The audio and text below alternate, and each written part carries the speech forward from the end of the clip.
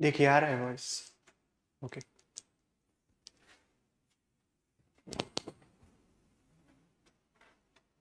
Start कर.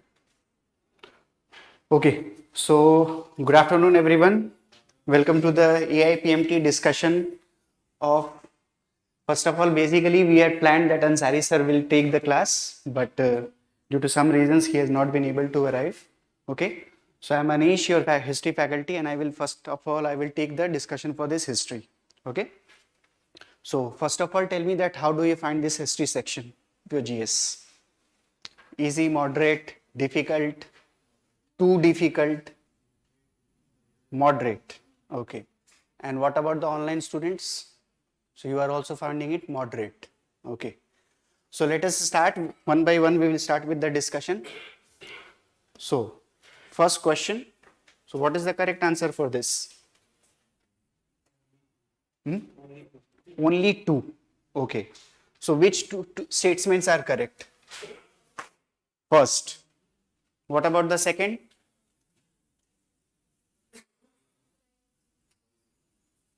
It is also right. Third is also right. Or third is incorrect. So tell me first of all that whether first statement is correct or not. Consider the following statement in the context of early history of Bhakti movement of South India. Early history of Bhakti movement. So what is that early phase of the Bhakti movement? 7th century and going up to the 10th century. Okay, CE. So the movement offered sharp criticism to the Buddhist and Jain. This statement is correct. This statement is correct. One of the greatest thing why this Bhakti movement emerged in the South India was that this class used to receive the political patronage. And those Brahmanical traditions following people, they were having some kind of grudge towards these people. So that is why they offered a sharp criticism to the Buddhists and the Jainas. So this statement is correct. Any type of, be it related to their rituals, be it related to their ideology, anything it can be. Multiple parameters are there. So whether they are talking about Buddhists, so they are saying that these people are Gnostic, they don't recognize God. They don't recognize they don't follow the social order. That is the thing. So in that way, they were offering a sharp criticism to the Buddhists and the Jainas. It sought to change the prevailing social order by offering a powerful critique against it. What is against it here? Social order. So what is this? Is this statement correct or not? Why? If yes, then why? If no, then why? It's because they are targeting Buddhists and Jains who has set up a tradition or social order. When they are criticizing them, they are also criticizing. What is that social order? Not caste system, basically jati system. Okay, jati and the varna system. Okay. See, it sought to change the prevailing social order by offering a powerful critique against it. So if we talk about the society of that period, varna was there, jati was there. So did they try to change the varna and the jati? Then how this statement can be correct? They didn't try to, the Bhakti saints, they didn't try to change the social order. Rather, the challenges which were there, the dilemmas which were there in the social order, they tried to challenge that. For example, you cannot interdine with the untouchables, so-called untouchables. You dine with them. But that doesn't mean untouchables will not be known. Category will be there. Brahmanas, Vaishyas, Kshatriyas and the Shudras. The categories will be there. But only the restrictions which are there, you have to overcome that. So you allow them to come to temple, you allow them to preach bhakti, you allow them to listen to the sacred literatures. So it sought to change the prevailing social order. It tried to change the social condition, not the social order. Remember that. Social condition में changes आने थे, social order में नहीं. Order क्या होगा? Top to down ब्रॉटन structure जो होगा उसे ऑर्डर कहा जाता है ना. So that is why this statement is incorrect. Pulayar and Panners were the prominent group who played active role in the movement. Just read your NCERT, class 7th NCERT, you will find about this group. Okay, so here what do we find? First and the third statement is correct, second is incorrect. So answer is option B. Okay, yes. Good evening to online students also.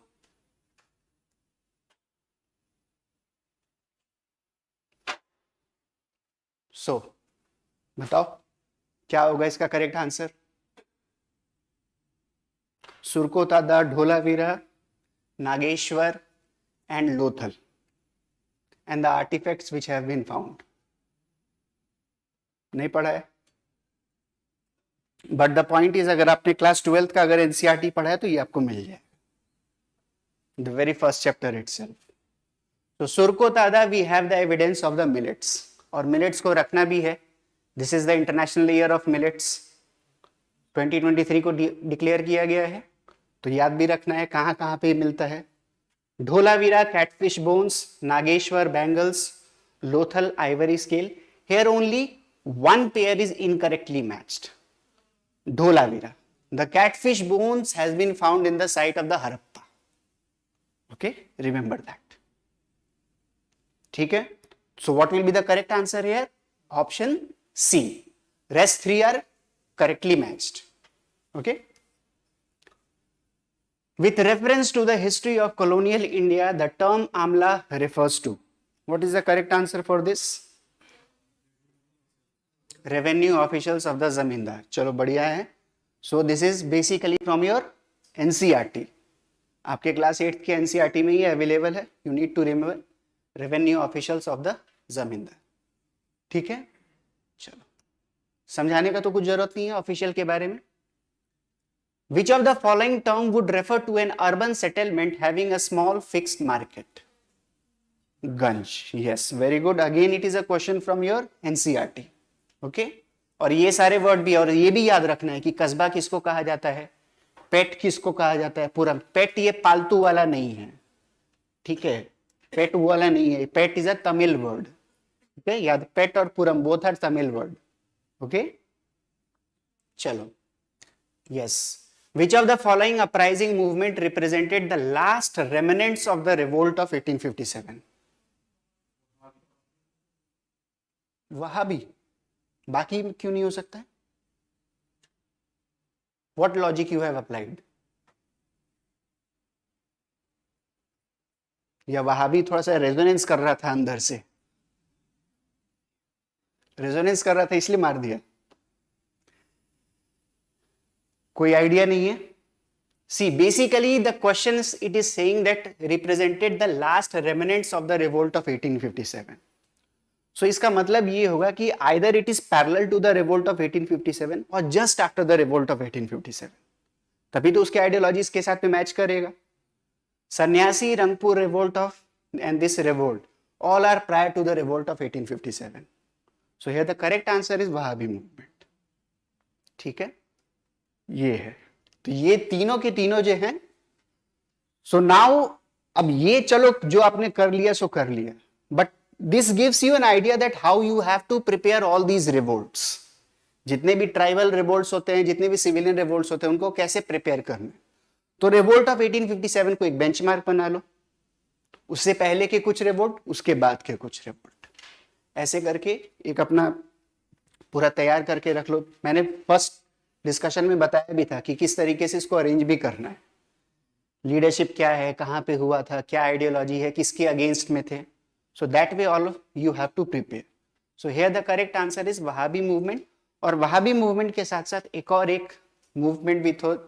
There was one more movement which represented the last remnant of the revolt of 1857, and it was in the state of Maharashtra.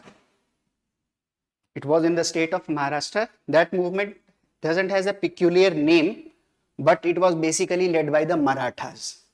Remember that. So two movements are there जो कि which will represent the last revolt, remnants of the revolt of 1857, that is the Wahhabi movement, and one of the movement was by Marathas. Basically agenda क्या होता है revolt of 1857 का?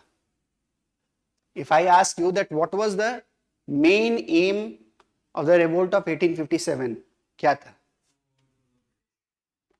Overthrow. How to overthrow? Not violent means, armed means. Violent is something different. Okay, it has a different negative connotation. Armed overthrow of the British rule. So here you have to represent that you cannot represent the civilian movements as of this kind. Rather, any tribal movement or any movement which is having a armed, they are having armed in nature. So that will represent the revolt of 1857. Ideology को match करना है, ठीक है. So here Wahhabi movement रहेगा और एक कौन सा रहेगा? One of the movement by the Marathas. ठीक है. So B is the correct answer here. With reference to the history of education in India, consider the following statement.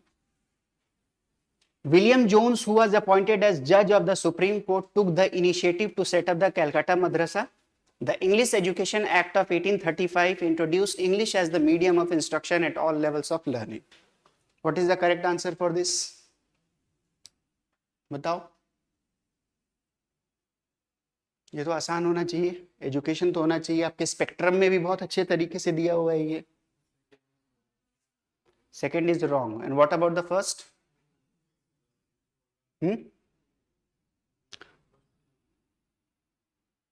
Both the statement are incorrect. William Jones, who was appointed as judge of the Supreme Court, took the initiative to set up the Calcutta Madrasa. Calcutta Madrasa Warren Hasting ने establish किया था. William Jones ने क्या establish किया था? Asiatic society of Calcutta. Okay, Asiatic society of Calcutta. So ये है. The English Education Act of 1835 introduced English as the medium of instruction at all levels of learning. Only at the higher level it was introduced. Still at the lower level, vernacular was the language. Okay? So both the statement are incorrect. और इसमें आपको क्या क्या topics पढ़ना है? Educational history, how from where does it start, और educational history के साथ साथ में ideological factor. What are those three ideological factors which we study in terms of the establishment of the British Empire in India? 3 or 4? Anyone? Foundation में किया होगा आपने, जहां से भी किया है. कैसे समझते हैं ब्रिटिश के आइडियोलॉजिकल फाउंडेशन को? हम कैसे समझते हैं, या उनके पूरे पॉलिसीज को अगर हम समझें तो क्या है?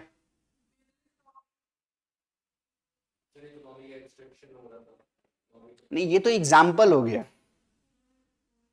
ये एग्जाम्पल हो गया. ये जो आप जो बता रहे हैं, this is an example. I am asking that ideology.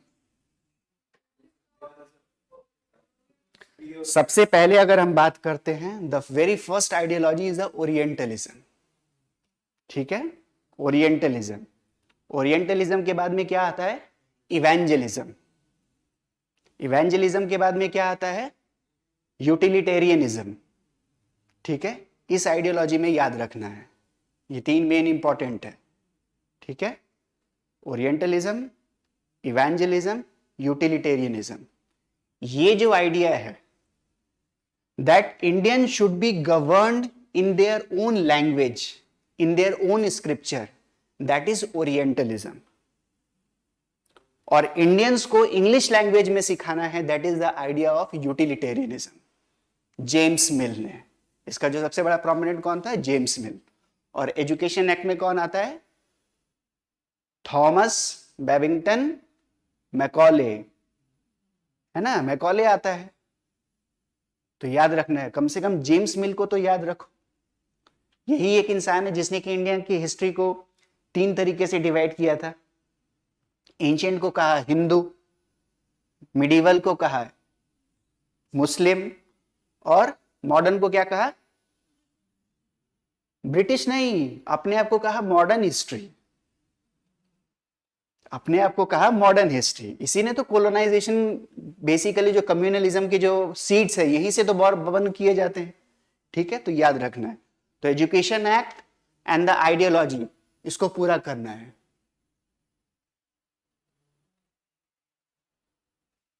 Okay, thank you Gauri, we will try to keep this standard. Okay, so here क्या होगा, answer is the option D, neither one not two. और इसके साथ में आपको 2 topic prepare करना है extra, पूरा एजुकेशन, और खास करके कुछ नहीं भी प्रिपेयर करना चाहते हो, एटलीस्ट जितना एनसीईआरटी में अवेलेबल है उसको तो अभी तैयार कर लो कम से कम, ठीक है।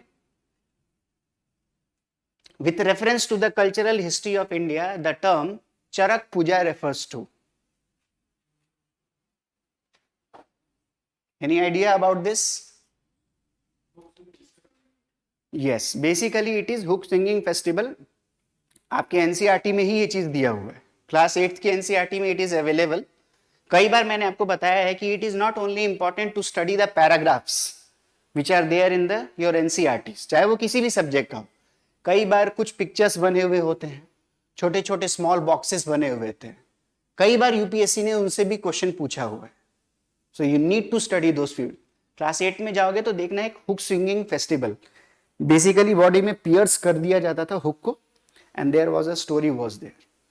तो ये एक पुराने आइडियोलॉजी के बेसिस पे है। Basically the story it is related to Shiv and Parvati, so no need to remember that, but just remember it that it was a kind of hook swinging festival. और जब आप डिस्क्रिप्शन, जब आंसर स्क्रिप्ट आपको मिलेगा तो उसमें मैंने और भी कई सारे नाम दिए हुए हैं कि किस किस नाम से इसे जाना जाता है, ठीक है। So find that in study. फिलहाल के लिए hook swinging festival, okay. Consider the following statement about Pandita Ramabai. Her book titled Stree Purush Tulna is the first known autobiography written by an Indian woman. First statement correct or incorrect? Incorrect. कैसे? Stree Purush Tulna is by? Yes, Stree Purush Tulna is written by Tarabai Shinde. ठीक है। अब यहां पे आते हैं, is the first known autobiography written by an Indian woman. So whether Stri Purush तुलना is the first autobiography?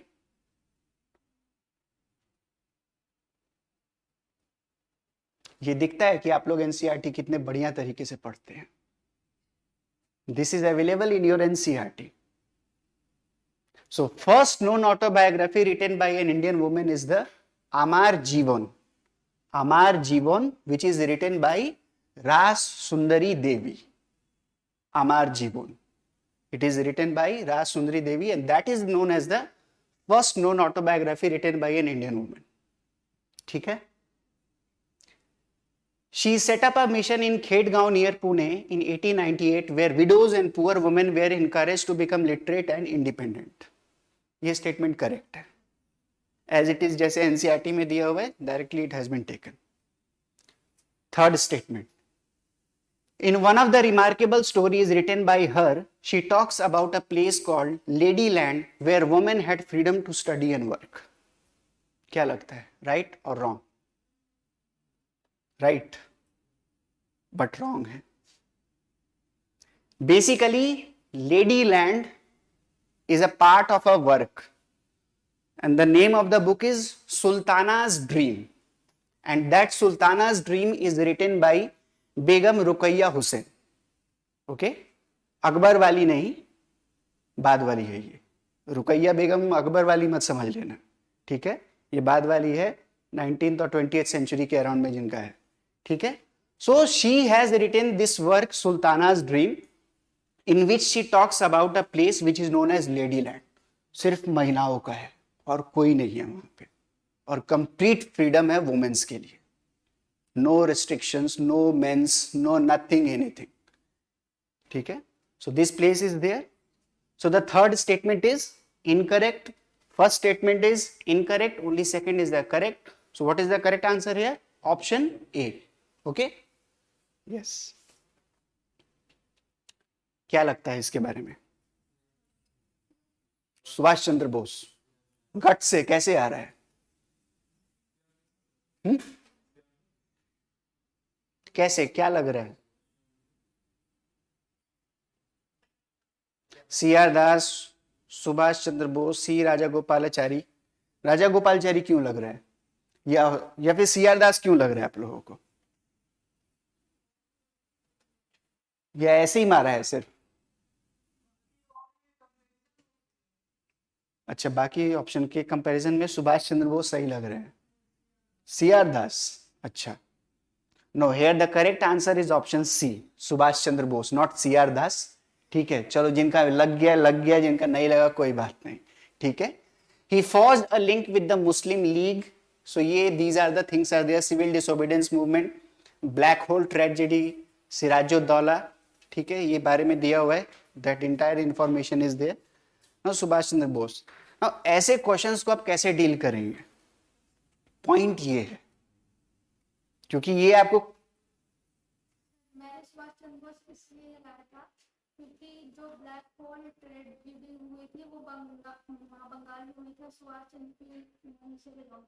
तो ये कहाँ से है? लेकिन मुझे वही याद थी। तो वो से इसीलिए तो मैंने यहाँ पे सी राजा गोपालचारी भी बंगाल से रिलेटेड है, he was the first governor there. लेकिन सर इन लोगों को प्लेस मुझे पता नहीं था। हाँ, तो वही है कि तुक्के में सही हो गया है ना। कोई बात नहीं, अगर हो जाता है तो हो जाता है, 1 मार्क्स मिल भी, 2 मार्क्स मिल ही जाए, कैसे भी तो मिले, है ना, कोई इसमें इशू नहीं है। बट अब याद कर लेना, but point is that how you should prepare these type of questions. See, Azadi का अमृत महोत्सव, ठीक है, ये एक वेबसाइट है गवर्नमेंट ऑफ इंडिया का, जो इसमें कि बहुत सारे कल्चरल न्यूज आते रहते हैं, और इसका इंस्टाग्राम पेज भी है, उसको आप लाइक भी कर सकते हो। मैं उसका ब्रांड एम्बेसडर नहीं हूं, ठीक है, ये बात याद रखना। किस लिए बता रहा हूं, जरूरत है। पिछले साल यूपीएससी ने 2 क्वेश्चंस पूछा था करंट अफेयर से रिलेटेड, एक था फ्लैग कोड ऑफ इंडिया के बारे में, और एक जिसने पूछा था स्वदेशी मूवमेंट, ये हाँ स्वदेशी मूवमेंट के हैंडलूम के बारे में डिटेल ये दिया हुआ था। ये जो 2 क्वेश्चन थे, ये कंप्लीटली एक पोस्ट बनाया था, जैसे हम पोस्ट करते हैं ना अपने चैनल्स पे, तो 2 पोस्ट में आजादी का अमृत महोत्सव वेबसाइट पे ये चीज दिया हुआ था, एग्जैक्टली इसके बारे में बताया हुआ था। तो अगर आप कल्चरल वेबसाइट को अगर फॉलो करते हैं, तो जो आर्ट एंड कल्चर से जो आपका जो क्वेश्चन आता है, उसका भी प्रोबेबिलिटी, अब ऐसा नहीं है कि गारंटेड है कि क्वेश्चन आएगा ही, but there is a probability कि आपका वहां से भी क्वेश्चन आ सकता है। तो जो आपका हिस्ट्री का स्टैटिक पोर्शन है और जो करंट अफेयर में जो चल रहा है, तो इनके बीच का जो अफेयर है, इसका आप समझ सकते हैं कहां से फॉलो करना है। इनके अफेयर को फॉलो करना है आपको आजादी का अमृत महोत्सव वेबसाइट से, ठीक है। इसमें ऐसे भी यूज कर सकते हैं, द काइंड ऑफ इसमें दिखाते हैं destroy the monument, so Subhash Chandra Bose more of a revolutionary, शायद थोड़ा लगा सकते हैं, थोड़ा लगा सकते हैं, इसमें कोई दो राय नहीं। हाँ, more of a moderate type है ना, और यहाँ पे ये थोड़े से एक्सट्रीमिस्ट टाइप में है, तो ये भी आप, हाँ ये भी ऐसे एलिमिनेट किया जा सकता है, बट समटाइम्स कभी कभार कुछ चीजें we can not always do that. अभी हमारे पास टाइम है तो हम एकदम जो प्रिपेयर कर सकते हैं 100% उसके पीछे जाएंगे, बाकी एग्जाम में आ जाए नो इशू इन दैट, वो चलता है, ठीक है। But what I want you people to follow is that आजादी का अमृत महोत्सव वेबसाइट, ठीक है।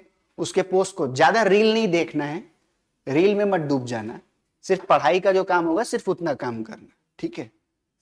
हाँ, जो पर्सनालिटी बेस्ड पैराग्राफ क्वेश्चन थे मोस्टली करंट अफेयर बेस्ड थे या स्टैटिक्स? नहीं स्टैटिक भी हो सकते हैं, बट 2 प्रोबेबिलिटी इनका ज्यादा रहता है, वो एक है एनसीईआरटी और एक है करंट अफेयर। क्लास 8 का भी एनसीईआरटी है मॉडर्न इंडिया के लिए, और क्लास 12 का भी एनसीईआरटी है पार्ट 3, वो भी मॉडर्न इंडिया से डील करता है। ओल्ड तो बिपिन चंद्रा का है ना, अभी पहले न्यू पढ़ो उसके बाद में ओल्ड पढ़ लेना, वो सब आउटडेटेड हो चुका है, दोज थिंग्स आर आउटडेटेड। अब आपको वहां से क्वेश्चंस नहीं आने वाले, आपके क्वेश्चंस अगर आएंगे तो वो मॉडर्न एनसीईआरटी से ही आएगा, क्योंकि यूपीएससी को भी कल को अगर किसी ने अगर चैलेंज अगर कर दिया, तो यूपीएससी उस बुक का रेफरेंस नहीं दे सकती है जो कि आउटडेटेड है, जिसका कि प्रिंट ही नहीं किया जाता है। तो इस बात को ध्यान में रखना, ये आपके करोल बाग और मुखर्जी नगर के मार्केट में मिलता है, ये एनसीईआरटी पब्लिश नहीं करती है उसे, what you get is a xerox copy, ठीक है। तो ये हाँ, नॉलेज उसमें सही है, उसमें कोई गलत नहीं है उसको पढ़ने में, बट प्रेजेंट एनसीईआरटी को जरूर पढ़ लेना, जो न्यू एनसीईआरटी है, ठीक है, वेबसाइट से। चलो, तो आंसर उसका सही है, मिल गया, Subhash Chandra Bose. With reference to the history of India, the term Dallams refer to, Dallams, women organization, non Brahmin association, labour association, revolutionary units. Feeling आ रहा था रेवोल्यूशनरी का। हाँ, तो आंसर सही है, it is revolutionary unit and again it is related to your NCERT. Dallam basically West Bengal में, Bengal area में रेवोल्यूशनरी यूनिट जो होते थे छोटे छोटे, स्पेशली इसमें वुमेन्स का रोल ज्यादा होता था। Women's use to play a very active role in this small, message को पहुंचाना, है ना, कोई सीक्रेट वर्क है उसको करवाना, कोई रेवोल्यूशनरी कहीं से भाग के आ रहा है तो उसको सेफ हाउस पहुंचाना। सो दल्लम्स बेसिकली रेफर करता है इसमें। तेभागा मूवमेंट में इसका बहुत ही ज्यादा रोल हमें देखने को मिलता है। So remember the correct answer here is revolutionary unit. So Dallam refers to revolutionary unit, ठीक है। Now which of the following statement about the early kingdom of Tamilakam is correct. मैंने पिछले डिस्कशन में बताया भी था कि साउथ इंडिया से क्वेश्चन रखूंगा, मैंने पहले ही बताया था, है ना, तो ये मत बोलना कि मैंने चीटिंग किया है, ठीक है। Now the kingdom of the Pandyas were located in the lower Kaveri valley and had it's capital eight Uraiyur. Tondi and Muchiri were the important ports of the Pandya kingdom. The Chera, Chola and the Pandya king were known as Velir, while smaller chieftains were known as Andiran. The Pandyas defeated the confederacy of Cholas, Cheras and other chieftains at a battle at Talayyalanganam. क्या है? So आपको identify करना है which statement is correct. बताओ।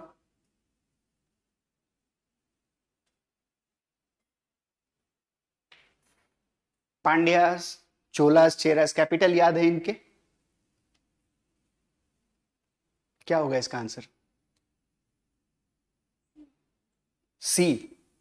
The Chera, Chola and the Pandya king were known as Velir, while smaller chieftain were known as Andiran. अगर आपने old NCERT भी अगर पढ़ा है तो भी आपको पता होगा इसके बारे में। पांड्या का कैपिटल कहां पे था? यस, पांड्यास का कैपिटल मदुरई में होता है। संगम का जो असेंबली जो हुआ था कहां पे हुआ था? It was held one of two, जो 3 असेंबली में से 2 असेंबली थे वो मदुरई में हुए थे, and it was held under the patronage of the Pandyan kings. So first statement is incorrect. Uraiyur किसका है? चोलास, ठीक है। Tyndis and Muziris were the important ports of the Pandya kingdom. पिछला जो टेस्ट हुआ था उसमें मैंने मैपिंग वर्क में म्यूचिरी के बारे में बताया भी था। उसमें था, मैंने क्वेश्चन क्या पूछा हुआ था कि ईस्टर्न और वेस्टर्न कोस्ट में कौन सा ईस्टर्न कोस्ट में लोकेटेड है। वेस्टर्न कोस्ट में मैंने इसका नाम दिया हुआ था, और वेस्टर्न कोस्ट की तरफ में कौन सा अंपायर सिचुएटेड है इस टाइम पे? चेराज। सो गलत है ये, ठीक है। The Chera, Chola and the Pandyan kings were known as Velir, while smaller chieftains were known as Andiran. क्या होगा? Velir basically was a term which was used for smaller chieftains. During these rulers or during these kingdoms, smaller chieftains were known as Velir, while the larger chieftains were known as, किसी ने बोला? बोलो, सही बोला है, जिसने भी बोला है बोलो। नहीं, अंदिरन नहीं। Yes, that were known as the Vendor. So Chera, Chola and the Pandya kings were known as Vendor. Smaller chieftain जो कि उनके lower हैं, उन्हें they were known as the Velir. Okay, so this statement is incorrect. The Pandyas defeated the confederacy of the Chola, Cheras and other chieftains at the battle at Talayyalanganam. So this statement is correct. Okay, और इसी context में UPSC ने पिछले साल एक question पूछा था, वाताकिरुतल जो क्वेश्चन आया था। This was the battle in which the Chera king was taken as prisoner and he had committed this kind of Vatakirutal. Vatakirutal क्या था? Starving to death, sitting in the middle of the city or sitting where the palace is located, और जब तक आप मरेंगे नहीं तब तक आप भूखे रहते हैं. So this is the context, और यही वो बैटल का context है.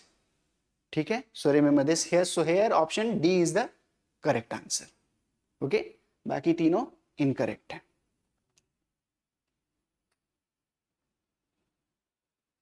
आया समझ में या ऊपर से गया था?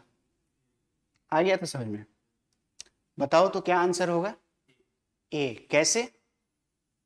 The consolidation of the Vijayanagara Empire created a supra-local urban network that bolstered trade. The increasing militarization of the polity led to the rise of urban power group. कैसे? How does militarization leads to urban power group? जब warfare होगा, ज्यादातर लोगों के बीच में जब clash चलेगा, तो पीस तो रहेगा नहीं. पीस रहेगा नहीं तो ट्रेडर्स सेफ कैसे रहेंगे? और जब ट्रेडर सेफ नहीं है तो अर्बन का ग्रोथ कैसे होगा? So what is the correct answer here? C. But the correct answer is option A. But correct answer is option A. कैसे? सुप्रा लोकल का मतलब बहुत सारे लोकल एरियाज हैं, वो एक दूसरे में इंटीग्रेट होते हैं. करोल बाग का सामान मुखर्जी नगर जा रहा है, मुखर्जी नगर का सामान करोल बाग आ रहा है.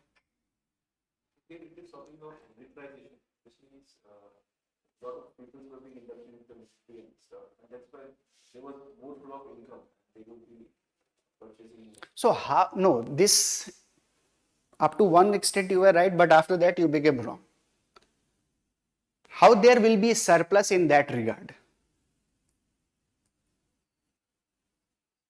There cannot be surplus in that regard. See, basically the thing is that the consolidation of the Vijayanagara Empire. So when the phase of see, whenever any empire establishes itself, it starts from the phase of expansion, goes to the phase of consolidation, and then towards the disintegration. In the phase of this consolidation, you need to create allies, not enemies. In expansion, you have enemies, but in the phase of consolidation, you need to have some allies. You have defeated someone, you just give him the opportunity, accept my authority, and I will allow you to live. I will allow you to rule. You will have all the right. Only the thing is that you have to accept my suzerainty. You have to pay a certain amount of tax to me, and whatever area where you are, whatever your area is, I will not interfere in that. The increasing militarization of the polity led to the rise of urban power groups. The consolidation of the Vijayanagara Empire created a super network that bolstered trade. So in consolidation, you try to consolidate your empire. समझ में आ रहा है?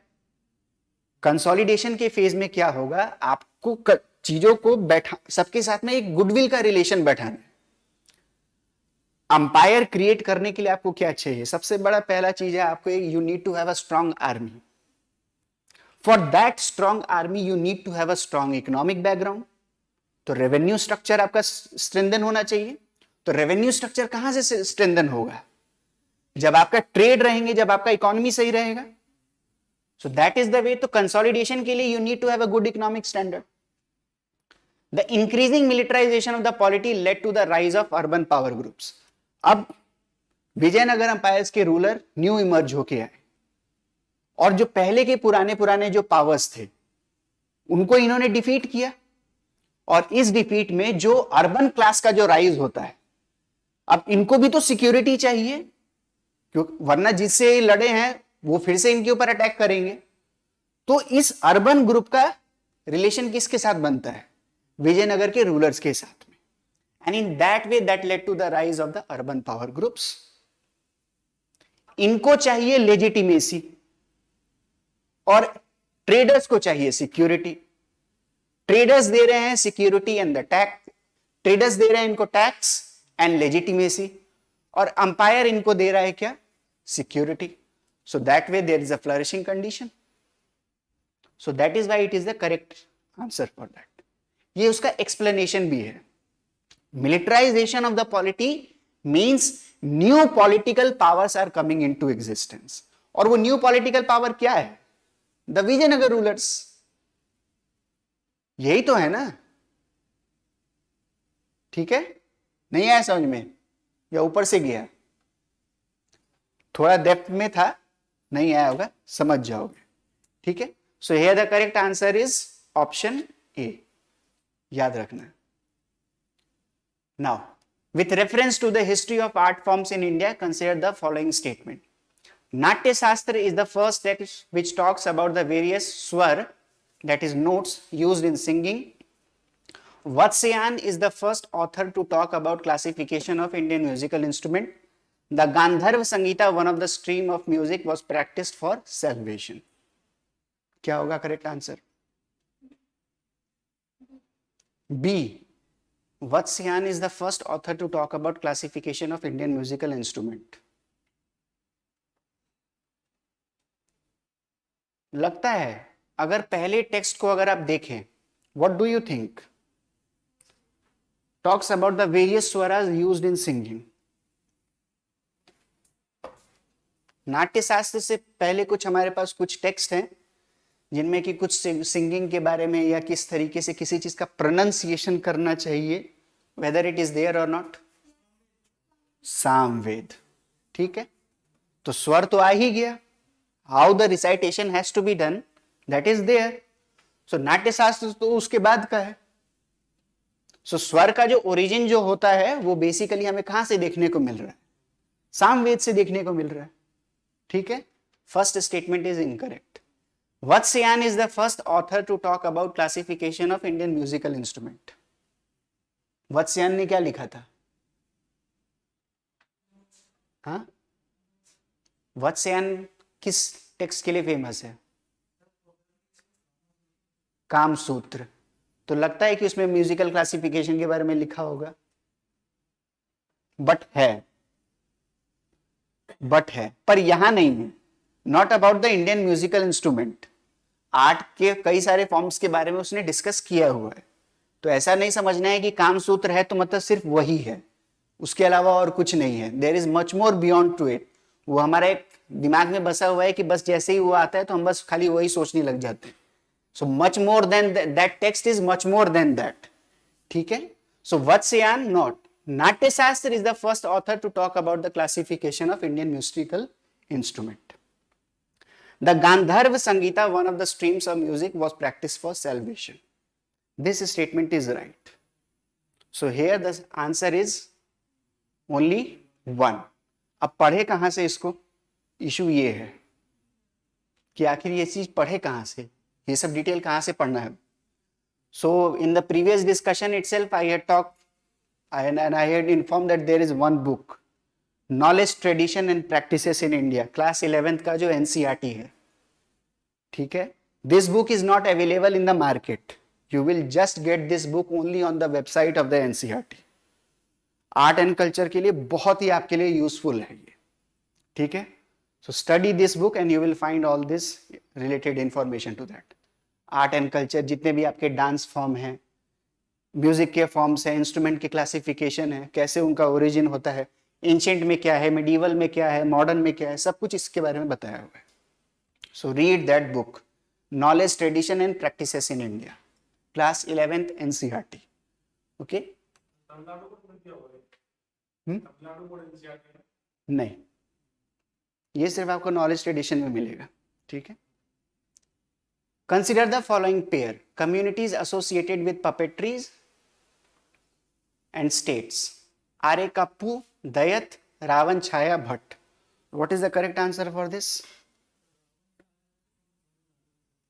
Ravan Chaya is from? No, Ravan Chaya is from Odisha. Ravan Chaya is from Odisha. Dayat is from Karnataka. And Are Kappu?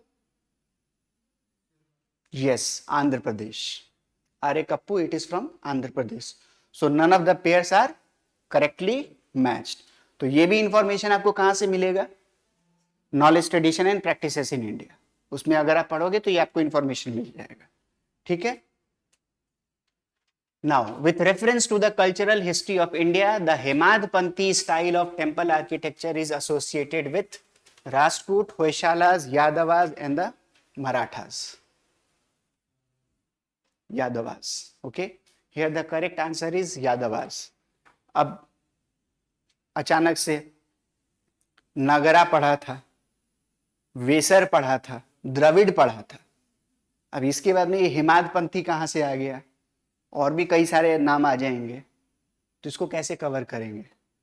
तो जहां से मैंने बताया कि अफेयर जहां से हमको कवर करना है, दैट इज द आज़ादी का अमृत महोत्सव वेबसाइट, ये वहीं से क्वेश्चंस है, ठीक है। वो हमेशा किसी ना किसी आपकी कल्चरल इंफॉर्मेशन के बारे में वो हमेशा पोस्ट डालते रहते हैं, कभी टेम्पल्स के बारे में, कभी किसी पर्सनैलिटी के बारे में, ठीक है। So do visit that website, okay. So this is all about the question. So here the correct answer is Yadavas. Okay. मेरे ख्याल से और इसके बाद क्वेश्चन नहीं है ना? हाँ सर आ गए हैं तो वो कर दीजिएगा, ठीक है। Okay. So anyone having any kind of question, any issue? Online student नहीं है? यहाँ से ऑफलाइन स्टूडेंट कोई क्वेश्चन, कोई डाउट, कोई query? Okay. Let us meet in the third AIPMT. Okay? Okay. Okay. Yes.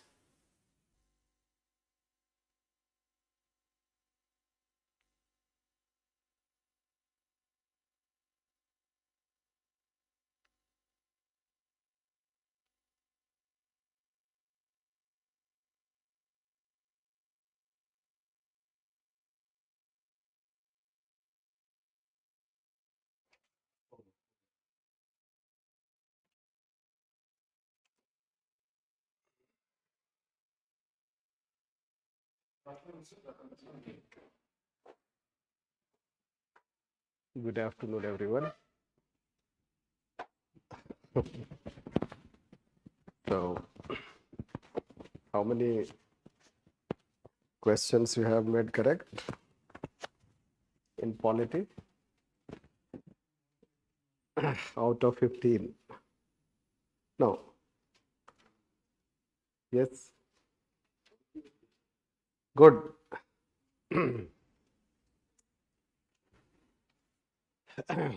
So, generally I don't discuss, you will discuss. Yes. So, how many correct you have made out of 15? Not sure. Not sure. Not checked. Yes, अच्छा है, unchecked होना चाहिए. 10 out of 15. Not checked. Not checked. Excuse के लिए अच्छा है. Yes. Check नहीं किया. UPSC वालों भी मत चेक करना. Yes. चेक नहीं किया. चेक नहीं किया. Yes. ये हुई बात. 6 to 7. Right. Be bold to accept the facts. Isn't it? Truth. इसलिए कि यहाँ से कोई फर्क नहीं पड़ता. UPSC matters. हम लोग तो कुछ भी नहीं है. This. Anyhow, UPSC में भी लोग पेपर देने के बाद आके बोलते हैं हमने चेक नहीं किया. Yes, बोलते हैं. People give paper in UPSC and when they come and meet, they say कि they have done good. When we ask how many questions we have done correct, they say I have not checked the paper. That. So what you can take out of that? Yes, online people. So some are saying 8. This is how it is. Just to, we wanted to know, we have seen the result, the results already, you may have seen that, isn't it? Almost 50% people are, around 50 people are 60, right? They have secured 60 plus. Rest have secured less than 60. Anyhow, that does not matter. At this stage, marks don't matter. What matters is your intention. No, your determination, your level of, let's say that, confidence. Gradually, you are warming up, isn't it? In a month, it is trying to break your inertia. Right? You take like this. Some people wrote feedback in first AIPMT that it is good they are trying, it is giving opportunity to break the monotonous cycle that they have. So this way we can take, and that is how it is. Gradually you can warm up for preparing, isn't it? When is the prelims? 26th May. Almost same, let's say that day may be different. Isn't it? Day is also same, Sunday. Yes. Anyhow, so let's take it. Talk will go on. Talk is always endless. So first question is, you may have done correct. Yes. No.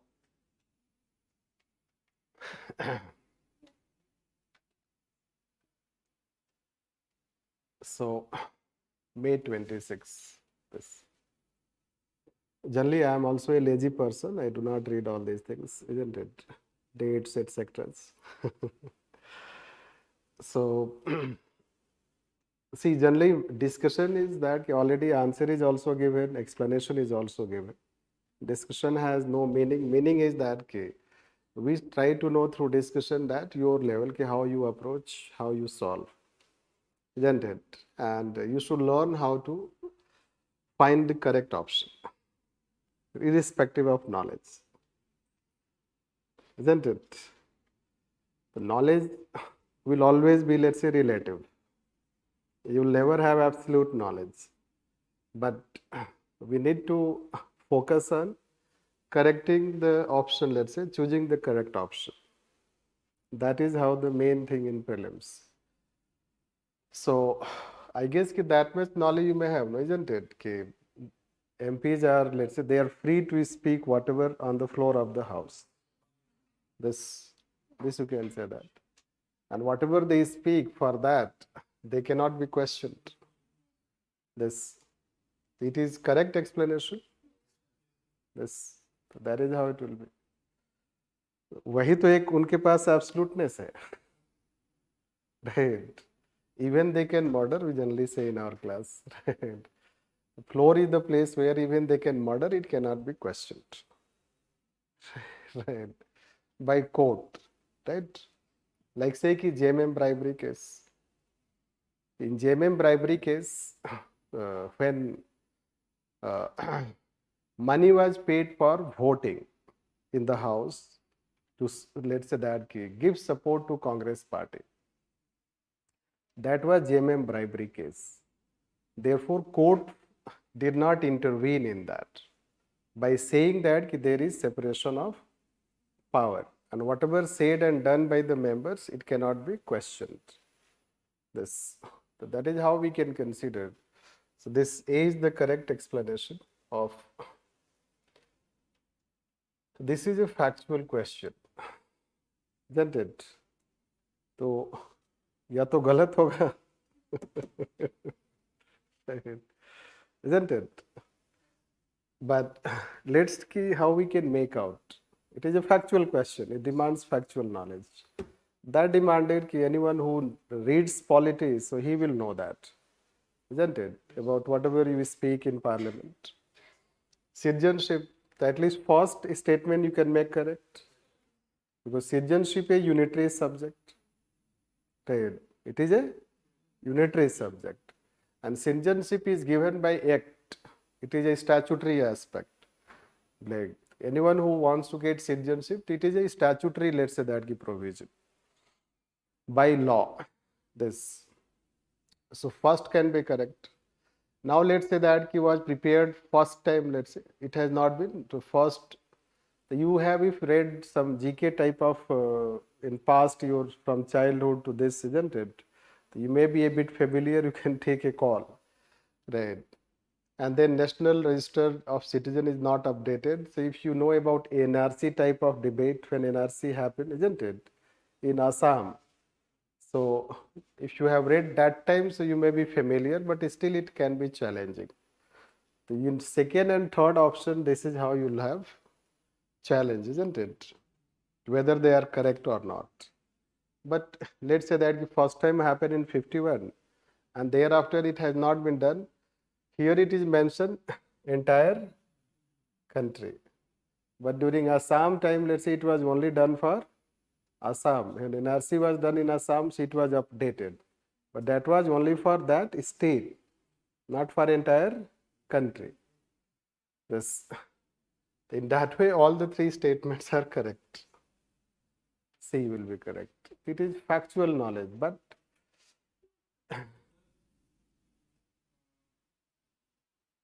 ARC 1951 after census for the or among census. right.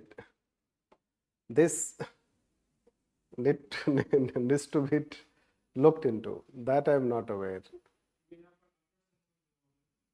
If it is given, so it is correct.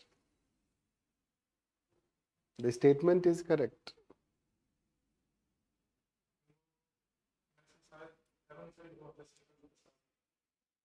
Right. This I cannot tell whether it is, but if a statement is given, it is correct. This, because registry is updated after census. Right. The question is not that whether both are done together. First census is done, then let's say that registry is updated. Even if both are done together, both cannot be updated together, isn't it? Both can be done together, but let's say that updation will be on the basis of census. This, so the statement is correct. Right. It is a factual question. Factual depends on knowledge. This is the question you may have done correct, isn't it? किसी ने गलत भी किया है? No. Anyone who has done wrong? Wrong. Wrong. Right. Right.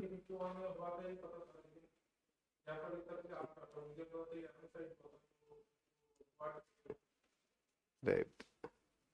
It is a finer aspect, but since census, it is updation of population related. So, even if it is done together, but updation will be done thereafter.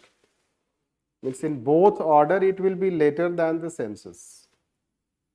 This. So what was the source of this question? NRC NRC. source of question. Right. Multiple sources. NCRT. Yes. Current affairs are started. Both. Right. If you see the explanation, will I have explanation? Right. If you see explanation, it is both static as well as current. Right. Static in the sense that citizenship is a union list subject. It is coming from the static section. Then NRC has been done whether now this that entire country. So then in explanation you will find that it will be written that Assam, let's say that in Assam it was done, but it is not done in entire country. It is related to current also as well as the static section. Right. So this question answer is Winter State Council, isn't it? Obvious. Right. Bit lengthy question, isn't it? The first statement is correct. Yes. Second statement, correct or incorrect?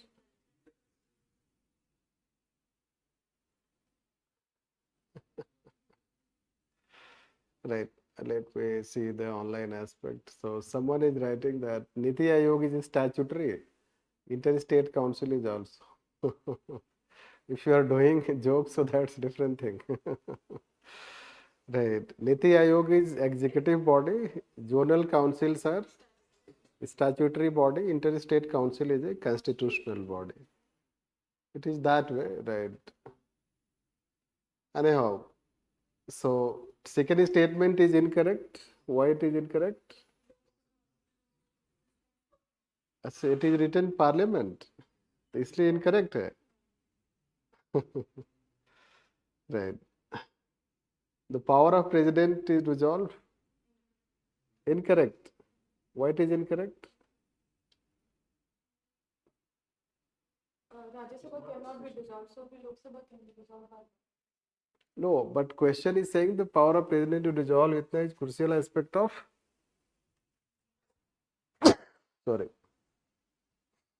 aspect of the Indian Constitution system of checks and balances. Does it work as checks and balances?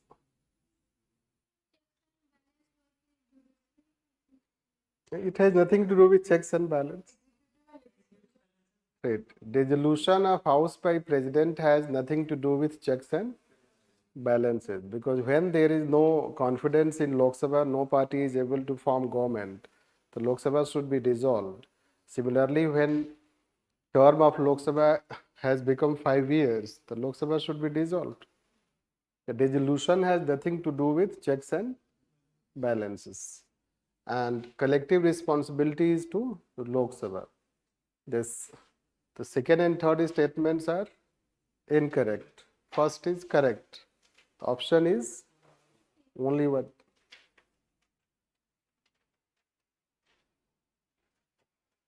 Then this statement 1 is correct. Statement 2 is incorrect. Right. So those who are saying correct, is it correct? Yes. And third one is, you see, preamble is the part of Constitution, but it is not source of power to the government. This you should know. So, since it is not source of power to the government, hence preamble cannot become basis for any way creating problem to government, right, if it has not done anything. So, second statement is preamble can be invoked to challenge laws or actions of the government that violate its fundamental principles. No, it is non-enforceable.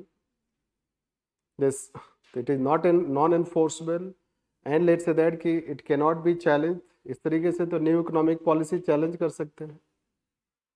New economic policy right dilute socialist credential of state. No, कोई भी privatization policy challenge हो सकता है.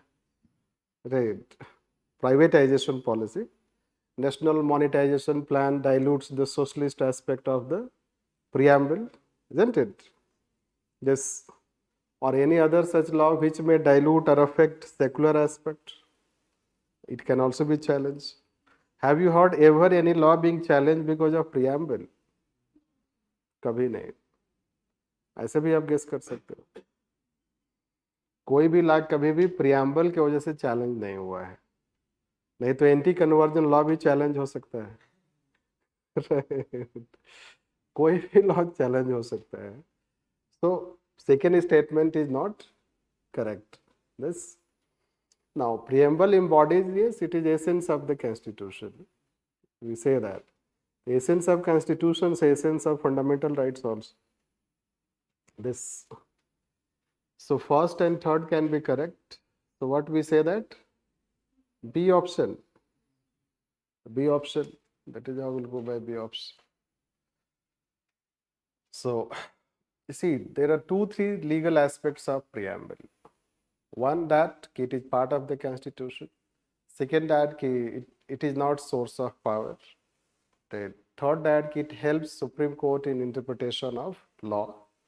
If Supreme Court finds in part of the Constitution anything as ambiguous, it can take the help of preamble to interpret that law, that provision. This. So that way we can consider. It shows that the source of power are people, and source of power, let's say, so preamble shows that the source of power is people and it is people's constitution. Because constitution has been adopted in the name of people. This, it means people can also change constitution. The constitution can also be changed. These are some legal aspects you should know about preamble. Interpret constitution because of the preamble. Because of interpretation, the actions of government can be challenged. No, interpretation is one thing when there is ambiguity, and challenging a law of the government is altogether different. Law is challenged only when the constitution provisions are obstructed by that law. Right. If suppose government makes any law which obstructs the provisions of the preamble, so it can be challenged. So any law will be obstructing the provisions of the preamble because preamble provisions are ideals. And they are so generic, they are so broad. I told you that anti-conversion law can also be challenged and new economic policy can also be challenged because they do dilute, right, socialist aspect of, right, constitution. Can we say GS paper second by a question, this question has been asked, right, whether because of liberal policy there is dilution of socialist aspect of the constitution, right. आप तो लिखोगे ना वहां पर कि yes to some extent it has right diluted, तो some extent का मतलब क्या, can we challenge that law? We cannot challenge it, right. Anyhow, then this technical tricky, no. So technical and tricky question, but those who know that, this we can say that. So Consolidated Fund of India, great, Contingency Fund of India, Public Account of India, right. So you have knowledge ki what the three funds are, isn't it? So Consolidated Fund of India is related to all the income of the government. It is the source of all the income and all the expenditure. This Contingency Fund is made out of Consolidated Fund of India. This, so that we can utilize it in a contingent situation by president, and for a state it is governor, isn't it? Public account is some other types of funds, government savings, remittances, like this. So let's say provident fund, those things. The other such, let's say, funds are kept under public account of India. Now question say finance accounts. So basically accounts are maintained when you receipt, you have the receipt of money or when you have expenditure. Right. This, so when money is received, there are receipts, those receipts, let's say account. So this finance account structure, if you read, so it structure is related to all the three types of funds. This, so you Google, class के बाद कभी Google करना, Google the finance accounts structure in India, तो आपको मिलेगा सारा ये details, right. So that will give you that it consists of public account also, this, and consolidated account also. Basically CAG audit reports. So audit reports are consisting of three types of reports. One is called appropriation account, another is called finance accounts, and third is called let's say report on public sector undertakings. So all the, let's say, expenditure income related to public sector undertaking, that is related to third one. Audit report on appropriation account is nothing but 1 year government expenditure in budget, and finance accounts are nothing but all those receipts that government has in terms of income, etc., money made out of Consolidated Fund of India and other things, which will consider public account of India also, contingency fund also, and consolidated fund also. So because of that, all the three will be correct. So C option will be considered as correct option. Right. You read it, a technical, let's say it is a bit technical question. When you read budget, there you should read it. Right. Then it is NCERT question, isn't it? तो NCERT question है तो NCERT का language क्या होता है? बहुत ही subjective होता है. Right. So challenge, isn't it? So at least let's say what you make out. Equality before law. So what the question is? Rule of law. The rule of law, suppose you see it at first place, so which statement you find correct? Obvious, equality before law. Any other? Fourth, independence of judiciary. Right? If you are clear on independence of judiciary and equality, तो 2 हो गया, isn't it?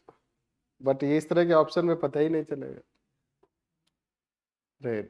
But at least you should be clear कि civic duty होगा नहीं. Right. Because rule of law लोगों के duty के बारे में तो होगा नहीं है. Rule of law is about right of people, not duty of people. This should be clear. Right. But civic duty is about citizens, let's say, role. This. The third one होगा नहीं. So then you are left with 3 and 2. You can take a call, isn't it? Anyhow, transparency, predictability थोड़ा सा less predictable है, isn't it? Right. ये होगा कि नहीं. If you read in details of rule of law, so it is also considered part of rule of law.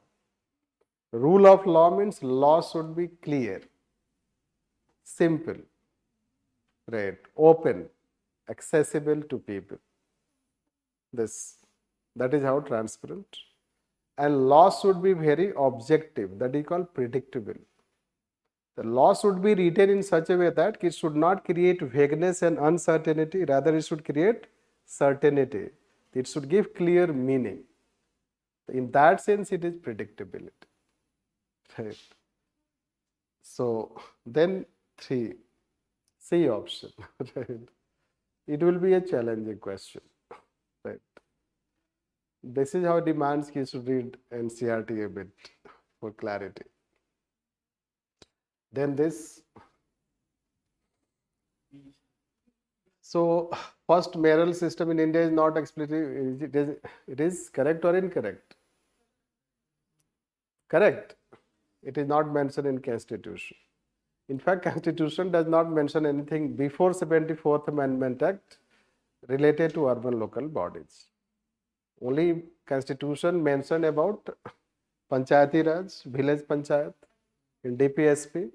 This. Otherwise, it does not mention about urban local bodies. This should be clear. So that's why it is not mentioned. Then chosen through indirect election. Correct or incorrect? Why it is incorrect?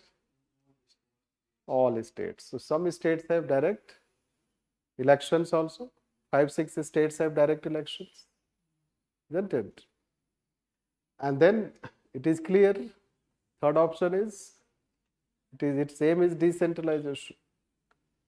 So it is correct. Second is incorrect. First is correct. So 2 options. These 2 statements are correct. It will be only 2, isn't it? Right. Right. So in-depth question.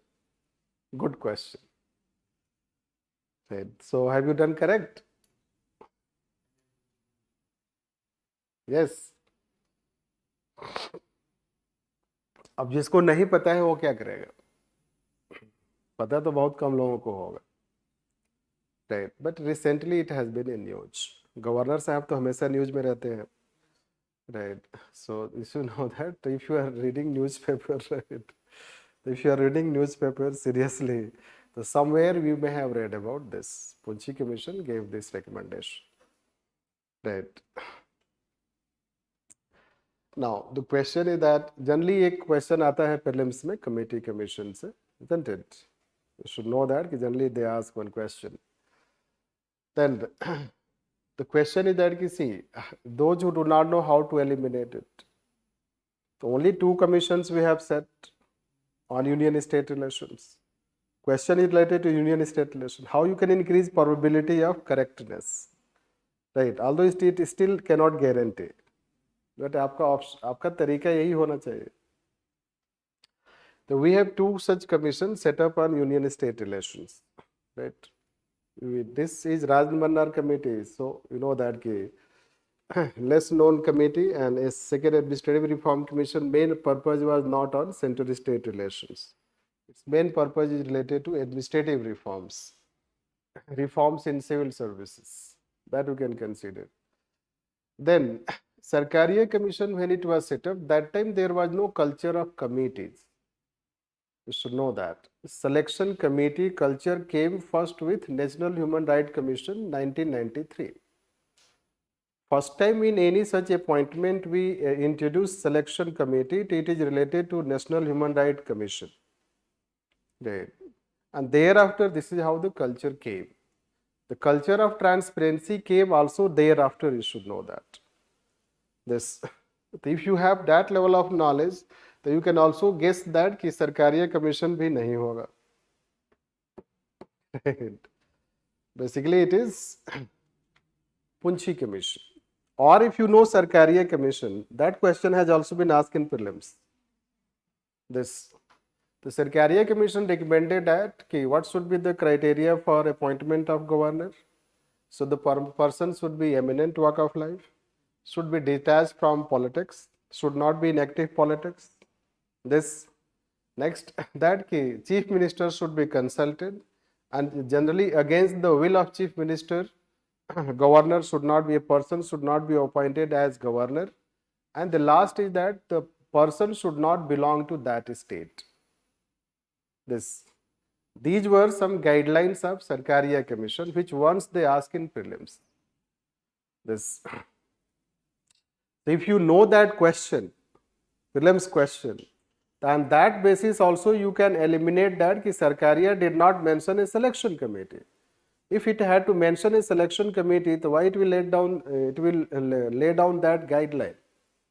This Punchi commission has given separated, that is how selection committee, that is how you should have done it.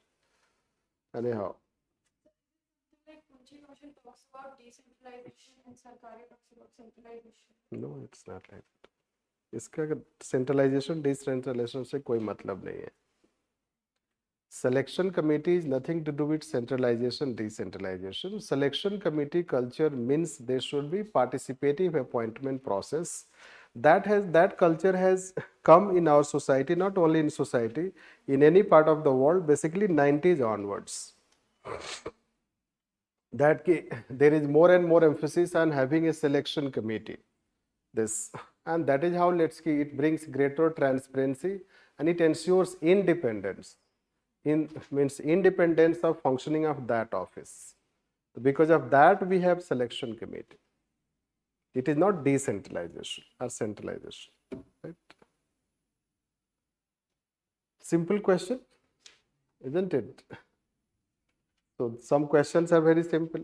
So it will be obviously D, because it was to be reviewed after 10 years, isn't it? And that is how 35 Act came. Right. So it will be also simple, because lots of news, you know, that you may have read related to electoral bonds, isn't it? Anyhow, so statement 1, correct. तो शुरू में ही लिखा रहता है अगर आप electoral bond पढ़ोगे तो, isn't it? It is bearer bonds. Right. Then electoral bond can be by 2 independent candidates. Right. You should know that कि bonds are only for parties, not for candidates. This. So one can fund parties, not candidates. This, even so independent candidates, it is not for them. And third is also correct. Only one bank. This you can say that. So second is incorrect. So 1 and 2.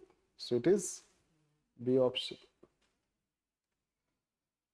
Right.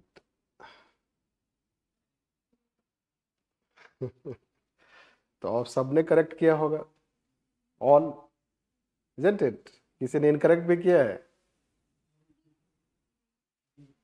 D, option D. Right. Yes. So it is not for political democracy. Fundamental rights for political democracy, and DPSP is for social and economic democracy.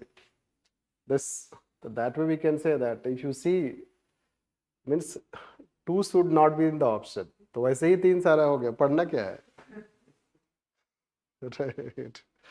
Isn't it? If you are clear, right? If you are clear that ki second is not the right related to DPSP, so you don't have to read it. Option you have to correct it, but still you should read options. Right? इतना भी over confidence नहीं होना चाहिए. Right? Because each question matters in UPSC. Then ये भी simple question है तो, isn't it? This 52nd Amendment Act, right?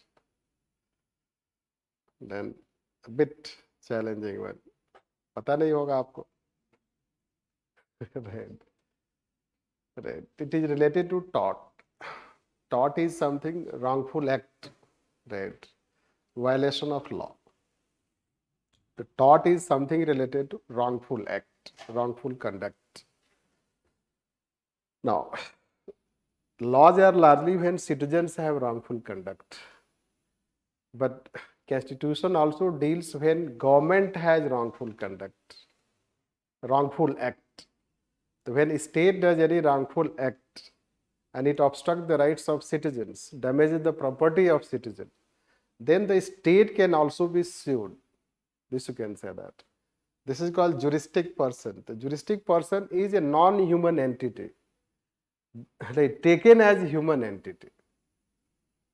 The state is a non-human entity, but it will be treated as a human entity. Like say you violate any law, so you are punished. But if any, let's say that animal violates law, whether animal is punished. Right? The human, let's say the human. So we as a human, when we violate law, we are punished. Similarly, state, even if it is not human, but it is taken as a human. And when it, let's say that it does any wrongful act, so there can be, let's say, people can sue state. Right? And that is how many times state has to pay some compensation in some cases, you know that. The state is penalized. This, that is how 300, let's say that it defines, and then let's say that this it gives right to citizen to sue, and that's why we can consider that this option A, right, the B is the correct explanation of A. One can approach to Supreme Court or from the High Court. Yes, both Article 32 and 226. In such case, you can directly go, a citizen can directly go to the court in tort cases or High Court. This. So you read it, torts related section in the Constitution. Generally at random, at times a question is asked from that. This. And then simple? No. देखो ऐसे question में तो risk लेना पड़ता है. No, any index you know about Niti Aayog? Right, at least innovation वाला तो पता होना चाहिए. राइट, बट उससे तो आजकल के इस कंसेप्ट में कुछ उससे कोई बेनिफिट होने वाला नहीं. Right. Anyhow, you have to take a call. Basically, you should know that since Niti Aayog establishment, India has also devised its own indices. Several types of indices we have devised.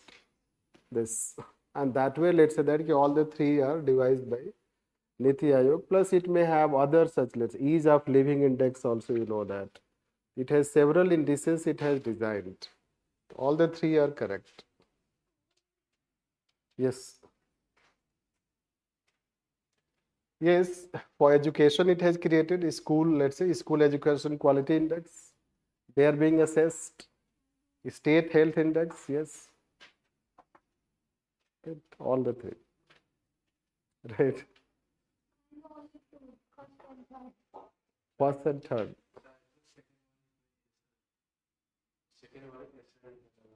No, no. Right. It does not have index. Yes, ASR report does not have index. It just prepares let's say that it gives evaluation about the schools. It does not prepare any index. Right. Oxfam also does not prepare index. This is how the difference.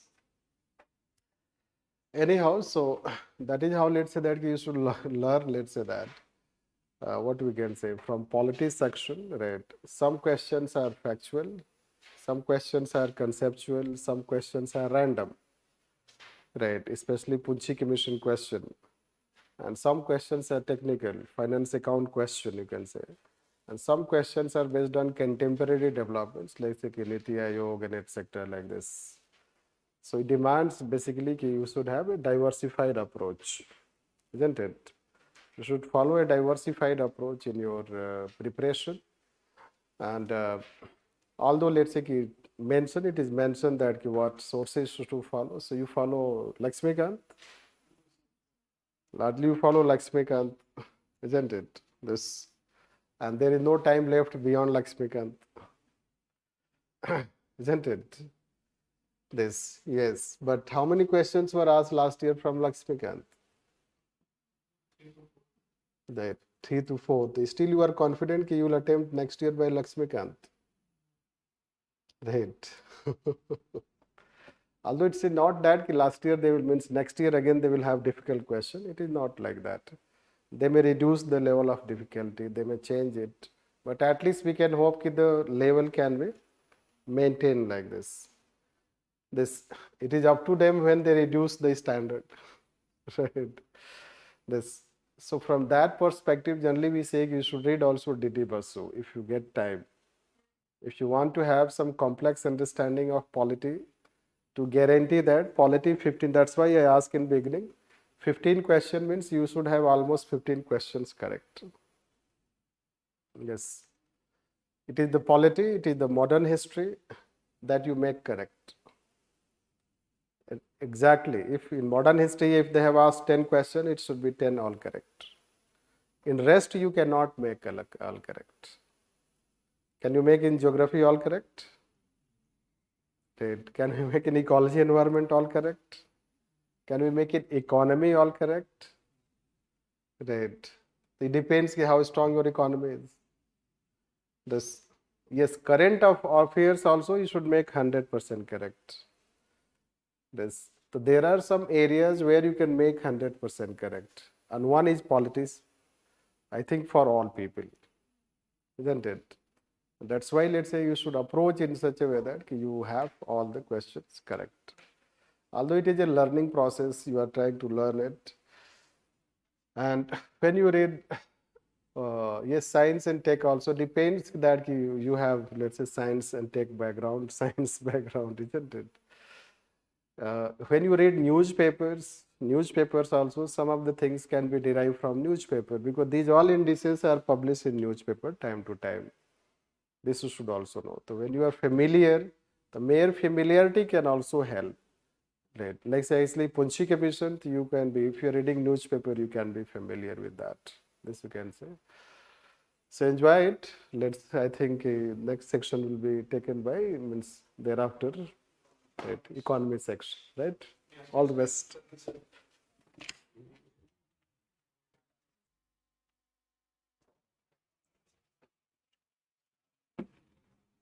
Hello.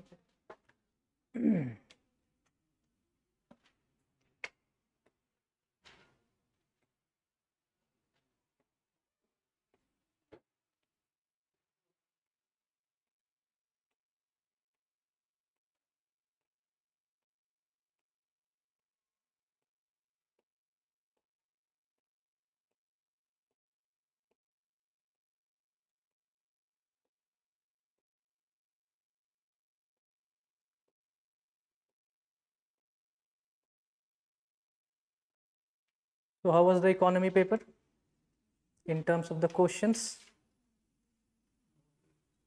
Moderate, conceptual, any concept, mix of three things: concepts, current affairs, as well as certain factual questions. So quickly we'll start with the discussion.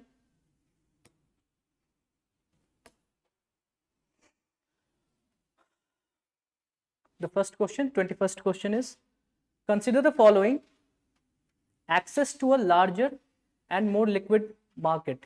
First of all, just read the question, the command that has been. How many of the above are the possible benefits of direct listing of shares? Direct listing of shares on foreign stock exchange. Two things are there.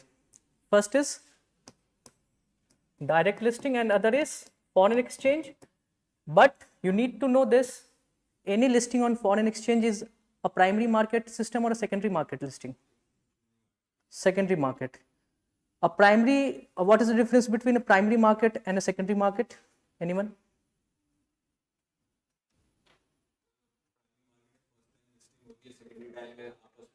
Exchange होते हैं. तो first time अगर listing होगी तो dilution of shares तो होना है, लेकिन अगर लिस्टिंग हो रही है और सेकेंडरी मार्केट में है तो ओनली ट्रेडिंग होना है एग्जिस्टिंग शेयर्स का. ठीक है, डाइल्यूशन उसमें नहीं होने वाला है. ठीक है, अब उसको दिमाग में रखते हैं और इस पर ध्यान रखते हैं.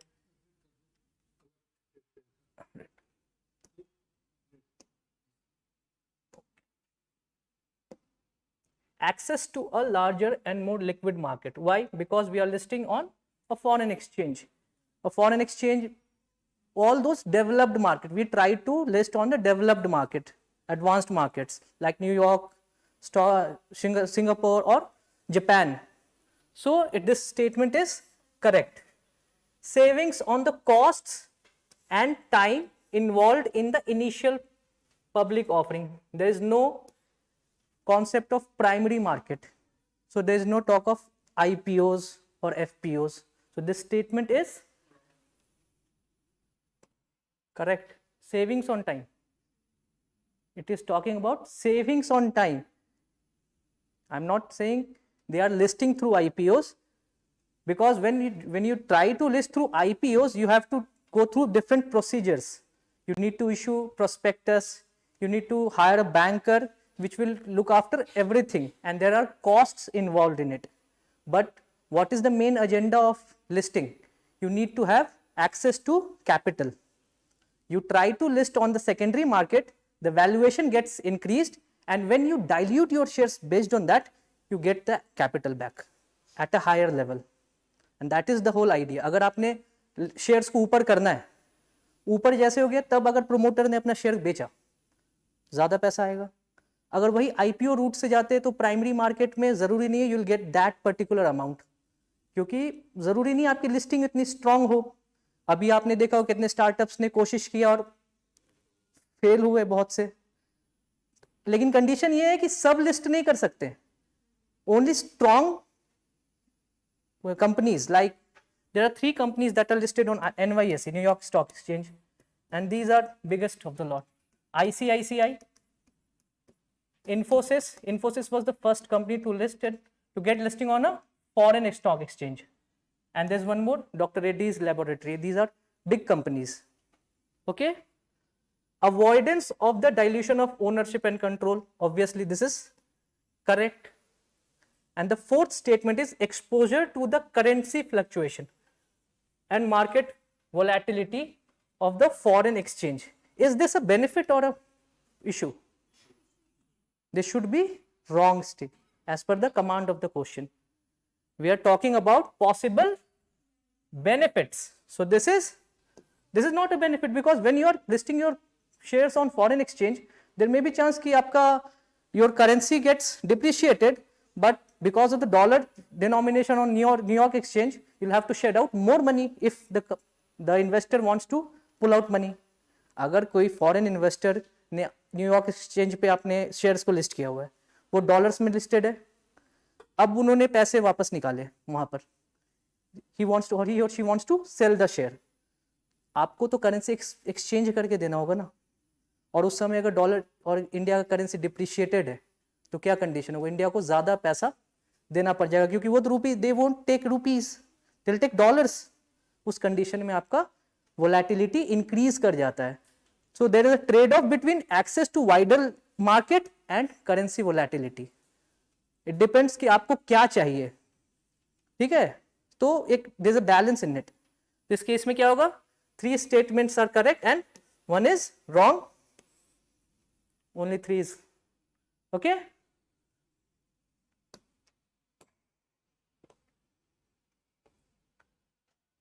A bit factual question. Consider the following statements about the index of industrial production, IIP. It measures the short term changes in the volume of production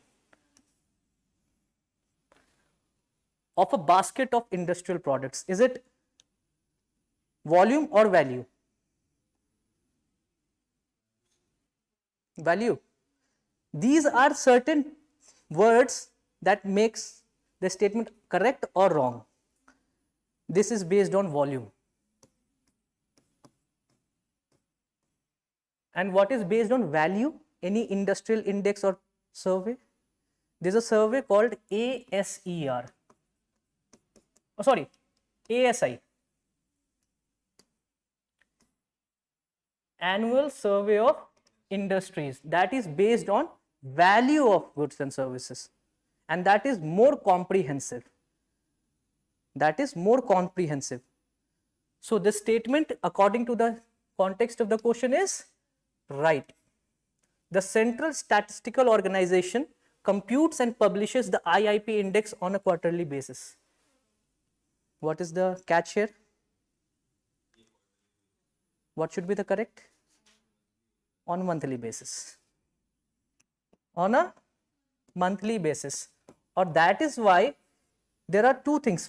You must have seen some of the base years are written 2011-12 or some base earlier 2002, something like year. It is based on either they are taking calendar year or financial year. It takes financial year. But CPI takes calendar year. वो calendar year based होता है, वो देखना वो एक ही year, there is a year 2012 is the base year. It depends on the calculation कि वो calendar, are they taking calendar year or the base year or the financial year. It takes the financial year as the base year. The current is 2011-12 is the current base year. Okay. So this is wrong. Two statements are correct. Option 2 is the correct answer.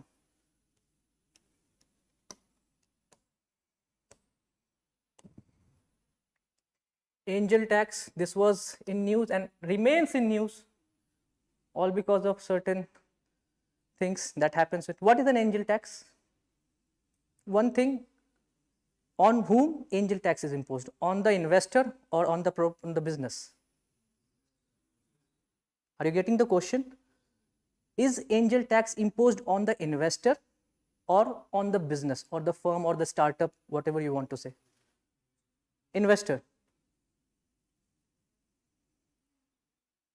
It's imposed on the startup or the business, because investor will pay, there's a tax, capital gains tax, that is paid by the investor if there is any capital appreciation. But angel tax was introduced because what startups were doing, they were arbitrarily inflating their shares per unit share value. They were just to gain, and there was a kind of black money getting converted into white money.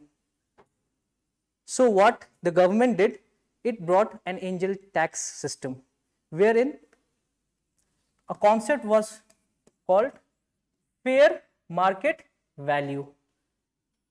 If any investor pays more than the fair market value of the unit of share, then the additional amount that is taken by the company, because the company is getting that amount, will be considered as income. अब देखो क्या होता है, मान लो 200 रुपए का share था, because these are all related with the unlisted shares. Listed, we have got all the mandates, public listing, trading is going on. You don't need to know the exact value because the market itself gets the exact value of the share.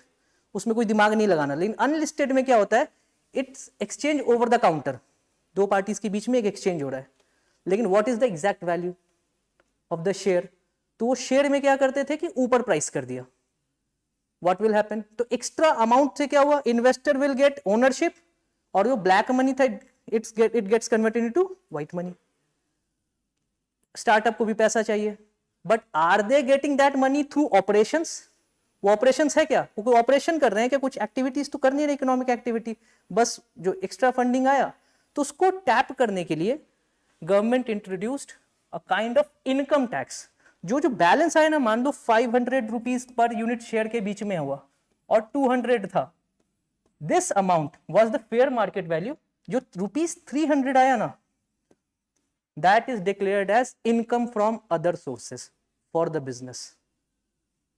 अब जैसे ही income from other sources, then it attracts income tax. अब जैसे income from other sources हो गया तो क्या हुआ? Government wants tax. तो टैक्स की तरह उसको बोला पेमेंट करो. अब इससे क्या होगा? What will happen? That one fair market, the investor will try to invest at the fair market value only. Or the startup, what startup will do? They'll try to fund their thing they'll try to raise their resources either through debt market or through operations. अगर वो business ही करना है, business करके ना startup का what is the aim?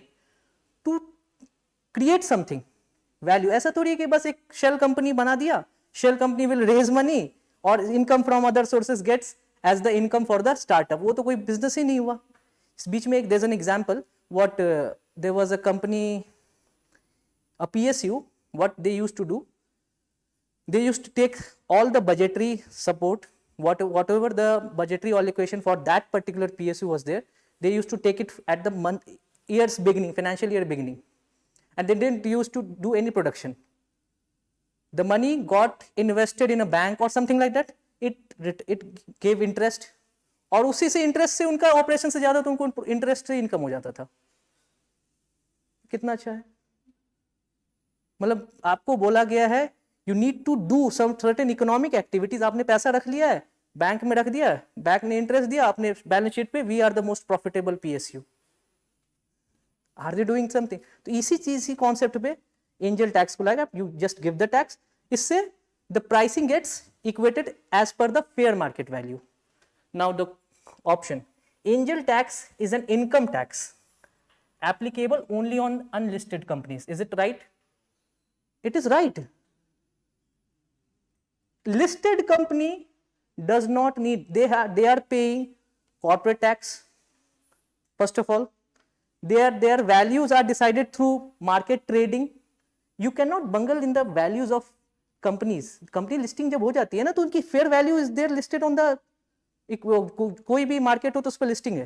लेकिन unlisted company में ये प्रॉब्लम होता है, and that is an income tax. Okay, so this statement is right.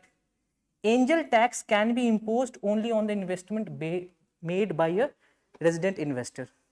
This is a recent amendment finance act budget by any class of investor, be it foreign investor or domestic investor.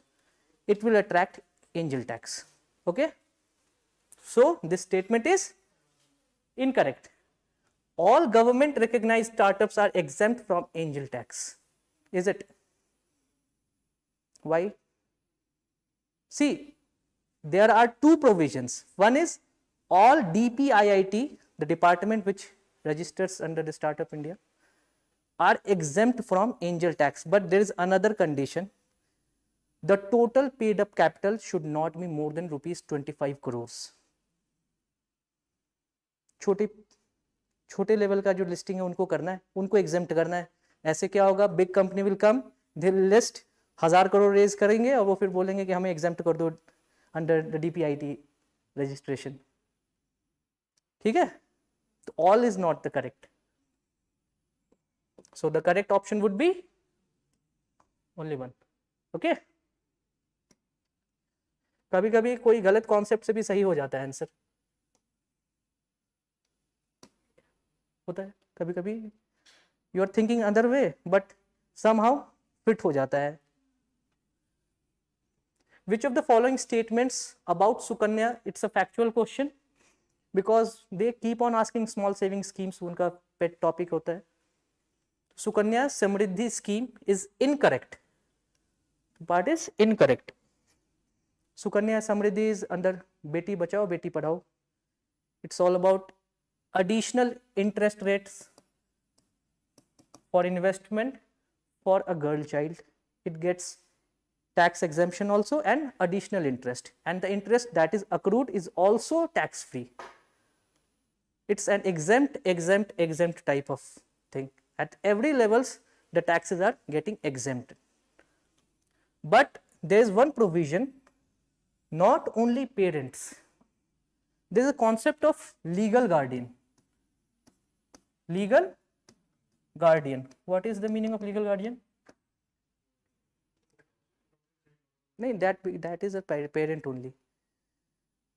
देखो कभी कभी क्या होता है ना कि parents की death हो जाती है और बहुत प्रॉपर्टीज होती है बच्चों के, but the child is a minor, he or she can not transact economically, कुछ रिस्ट्रिक्शंस आर देयर और ना नॉलेज है. So the court appoints a legal guardian, legal caretaker जिसको बोलते, मूवीज में बहुत देखा होगा, पावर ऑफ अटर्नी वाला, वही चीज, till the child is a major decision making capability comes to the child. तो उस basis पे also the legal guardian can also invest the amount. Okay, so this statement is the only incorrect. Only one account can be opened, that is similar to PPF, only one account can be opened. The maximum period to which deposits can be made is 15 years. See, 15 years is the deposit period, but the maximum scheme limit is 21 years. So after 15 years, for the next 6 years, the amount gets invested, but you are not increasing the amount. You are not increasing raising a fresh investment. After 21 years, all the interest that is getting accrued will get back to the girl child. Okay? And the interest that accrues against the account is also exempt. This is correct.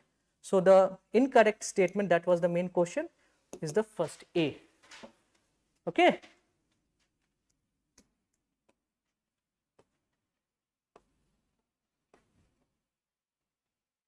So this is one of the conceptual question. There are three things. It has a 3 levels of connections. First of all, whenever these questions are asked, you'll always find can or is likely, most probably. It won't say will. Why? Yes, because in economics there is nothing as cause and effect. It's all about correlational factors.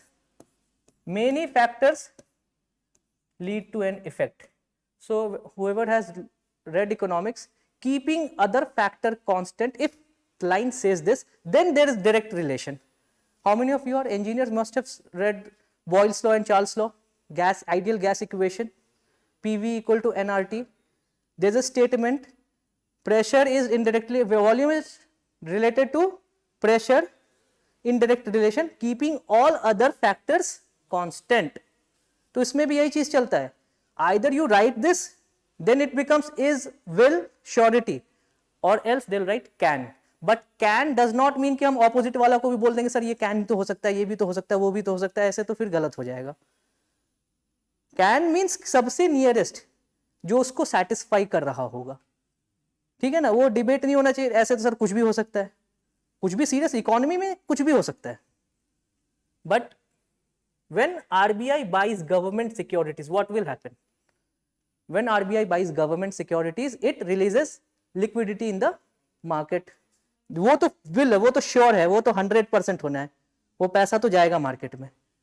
अब जब पैसा market में जाएगा, there is more fund for the bank. जब किसी चीज का supply ज्यादा हो तो उसका डिमांड कांस्टेंट रहेगा, तो प्राइस कम हो जाएगा. And what is the price? The interest rate. Interest rate जो ऑफर करेंगे वो further for credit, it will go down. Simple, Covid के टाइम में हुआ था, enormous amount of liquidity was injected in the market, it brought down the interest rate. That's why there was a boom in real estate purchase because of the lower interest rates. So it can bring down the, will it increase? No. It won't increase, it will decrease the interest rate. Yeah, it can decrease the interest rate, it can't increase the interest rate. जब ज्यादा fund हो जाएगा increase कैसे होगा? ठीक है. When RBI sells government securities, it can depreciate rupees, it can appreciate rupees, it can make rupee stronger. So this statement is also incorrect, this is also incorrect. The correct would be D, neither one nor two. ठीक है.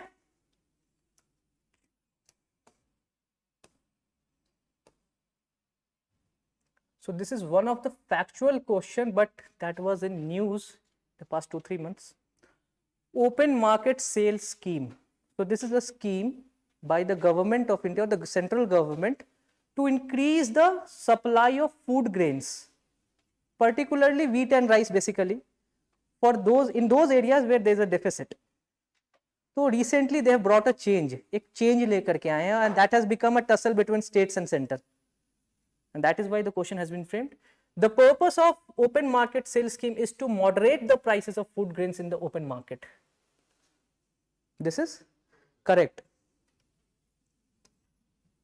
It is administered by the Ministry of Agriculture and Farmers Welfare. This is correct. No, incorrect. जब supply of food grains होगा ना तो हमेशा consumer affair ministry ही आएगी, उसके साथ में एक नाम पूरा स्टेटमेंट है, ministry of consumer affairs comma food and public distribution. That is the ministry's name, the full name of the ministry. Ministry of agriculture is only related to the production, not to the distribution part. Supply chain का वो backward link, they are connected with the backward linkage, not with the forward linkage. Distribution is all about consumer affairs में, क्योंकि pricing कहाँ आएगा, consumer पे ना, तो वो वहीं से कनेक्ट करना है. Weekly e auctions are conducted by the Food Corporation of India. This is correct, this is a factual term. State governments are also allowed to participate in the auction. This is incorrect. Recently this has become a bone of contention. Generally क्या होता था, state governments they used to offer beyond what is being offered through NFSA, कुछ additional they used to offer कि अपने state schemes के through. तो state government had this benefit कि वो क्या करते थे, they used to participate, get themselves registered in the e-auction of the FCI, वहाँ से सीधा they used to pull out. लेकिन open market sale scheme is all about small retailers जो retail जा रहे हैं. अब state government is the only person, अगर वो आ जाएगा सामने तो bulk purchase करेगा सीधा, तो स्मॉल रिटेलर्स तो बोलेंगे हमारा तो आएगा ही नहीं. तो गवर्नमेंट टू गवर्नमेंट कॉन्ट्रैक्ट ज्यादा इफिशिएंट काम करेगा रादर देन गवर्नमेंट टू नीचे वाले बिजनेस कॉन्ट्रैक्ट. तो उन्होंने बोला स्टेट गवर्नमेंट को यू वोंट बी अलाउड, क्योंकि आप दूसरे तरीके से you can source but not through this OMSS.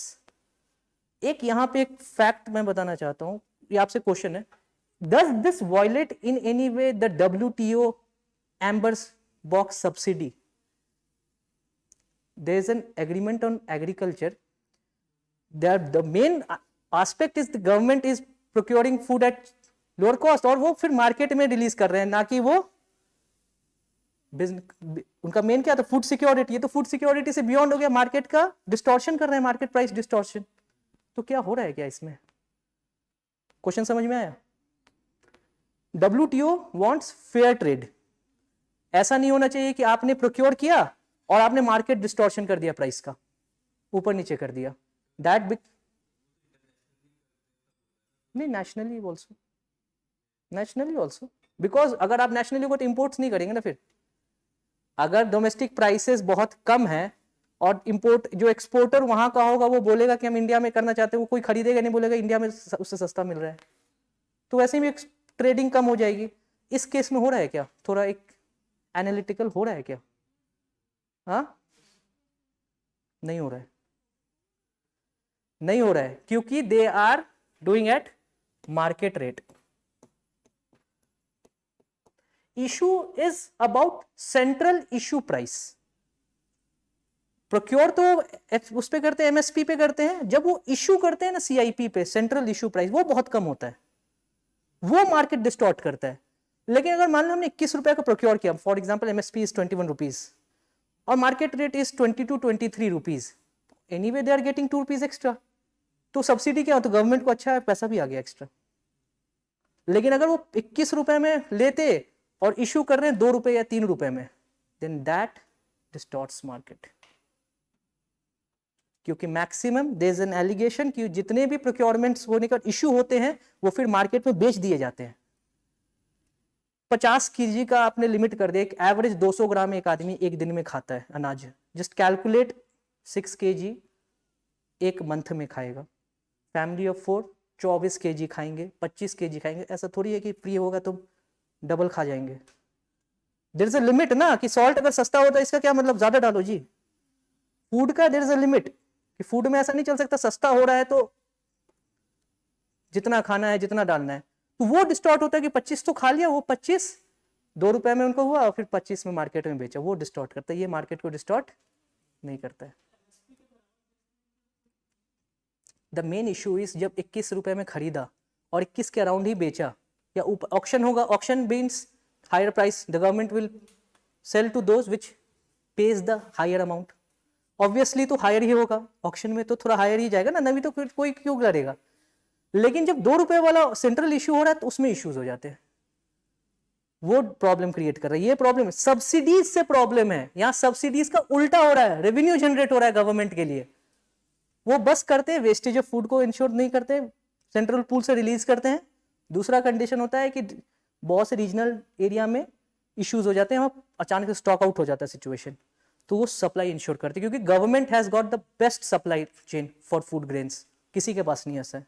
FCI has got, FCI के पास सबसे ज्यादा अच्छा है, इसलिए करते हैं. ठीक है, तो 2 statements are wrong, 2 are correct, only 2. कभी कभी ना इंटरनेशनली व्हेन यू रीड कि डब्ल्यूटीओ का इशू क्या है ना, उसको अच्छे से समझने के लिए सब्सिडीज के लिए वो बात करते हैं. मार्केट रेट पे करना, they are happy with it. Consider the following statements. High levels of current account deficit can lead to inflation in the economy. Is it correct? This is correct. This has been seen in the neighboring countries in Sri Lanka and Pakistan also. CAD बढ़ा, imported inflation. There is a term called imported inflation for high importing countries. When CAD बढ़ेगा, CAD बढ़ेगा, more money will be required, domestic currency will be required to fund that, and more liquidity in the market means the purchasing power of the domestic currency goes down and increases inflation in the economy. यही कारण से inflation होता है. High surpluses in capital account can depreciate. Can it depreciate? कभी हो नहीं, appreciate. तो straight है कि depreciation हो ही नहीं सकता है, because more foreign currency is coming in the market. So one is correct and other one is incorrect. Statement, only statement 1. Okay.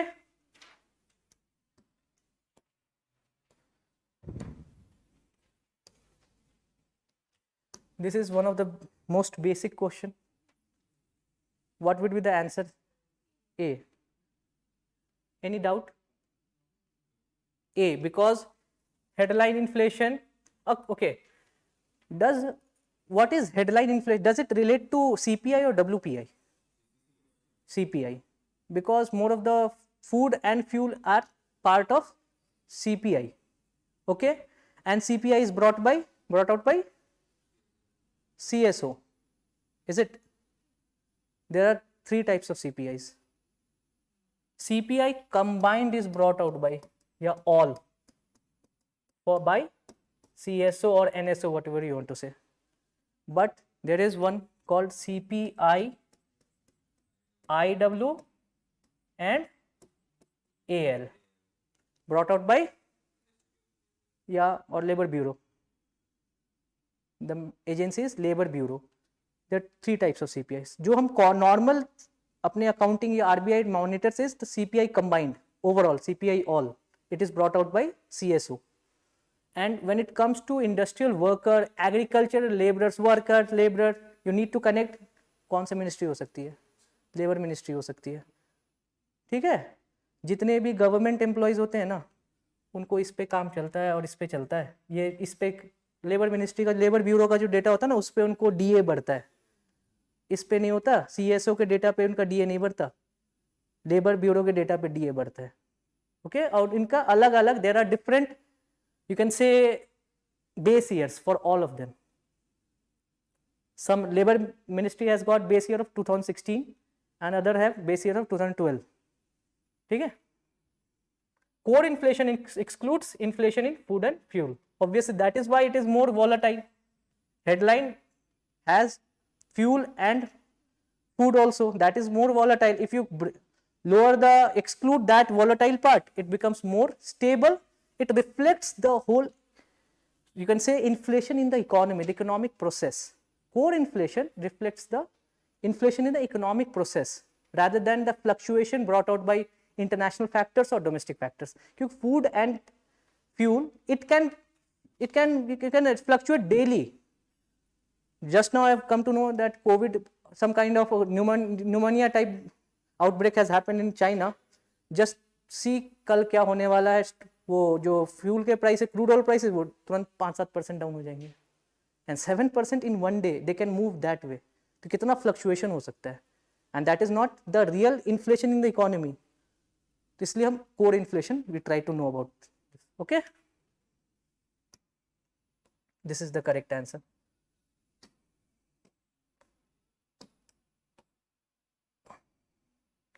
This is one of the factual question. How many of the above are eligible for credit support from the banking system under Kisan Credit Card? Kisan Credit Card is a scheme by Ministry of Finance to give soft loans or at lower interest rate. And it was initially started for core agriculture. Later it was added to all the allied activities, got incorporated in the Kisan Credit Card also. So these all are under, they get the benefits through Kisan Credit Card. Yes, sharecroppers. Sharecroppers, they are engaged in farming activity. They also get it. Fishing, poultry, dairying, everything got included. Agriculture as well as the allied sector got included in the Kisan Credit Card. The limits, they have increased the limit. Even if prompt repayment is done, then extra interest subvention is given. Okay, the whole idea is to increase credit to the farm sector. So the option would be all 5.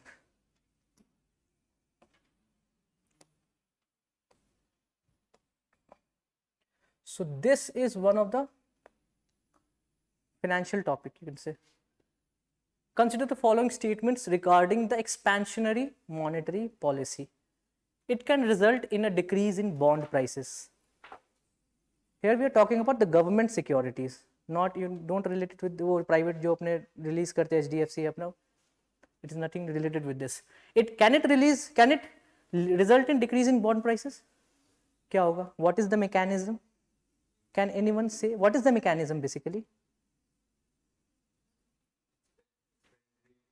Expansionary monetary policy will inject money, liquidity in the market. So when liquidity gets injected, interest rate goes down. When it goes down, bond becomes attractive because bonds are for longer duration. Interest rates can be 1 day, 7 days, there are many options available. So investors try to purchase bonds. When anything has got more demand, its price increases. Liquidity बहुत है. You are not interested in going for fixed deposits. You will try to purchase bonds because institutional investors do this. We have nothing related with this. Institutional investors ऐसे ही सोचते हैं, इसलिए bond prices फिर ऊपर नीचे सब फ्लक्चुएट करते हैं. And there is an inverse relation always. Bond prices, interest rate.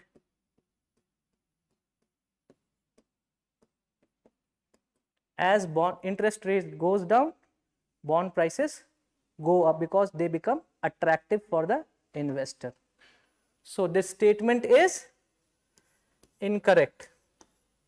It can lead to the depreciation of local currency. Obviously, it can because of the excess liquidity in the market. Third statement, it can boost employment in the economy. How?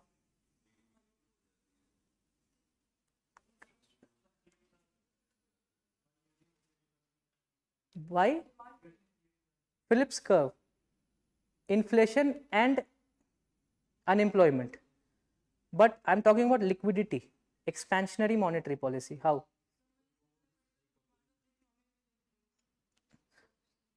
कैसे होगा? वही तो है, ये तो है, कैसे होगा? सो बस समझ लो इसी में कि जैसे ही इंटरेस्ट रेट कम होगा ना, तो आप चाहोगे बिजनेस एक्टिविटी करना रादर देन उस पैसा को सेव करना. You will try to invest. वो पैसा आपके लिए it won't return, give a good return, attractive return. ज्यादा रिटर्न जब मार्केट में नहीं होता ना, तो आप इन्वेस्ट करते हो, either physically investment, business ventures, और थ्रू इक्विटी मार्केट. तो कोई ना कोई इन्वेस्ट करके उससे बिजनेस एक्टिविटी ही करेगा उससे. और जैसे ही जब बिजनेस एक्टिविटी होगा, जॉब्स क्रिएट होंगे. That is why we want low inflation. Low inflation पहला कंडीशन, परचेजिंग पावर में रहे, लेकिन डिफ्लेशन कंडीशन भी नहीं आ जाना चाहिए, नहीं तो job losses. China is facing deflation in the market. तो वहां पे अब बहुत बड़ा पुल होने वाला. इंडिया में बहुत सारे जो कैपिटल जो लॉक थे वहां पे, it will come to India. So it can boost employment in the economy. Two statements, correct. Okay.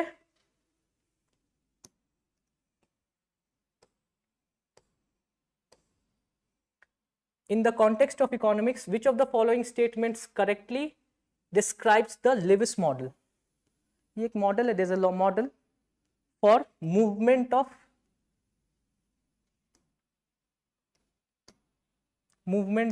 surplus labor.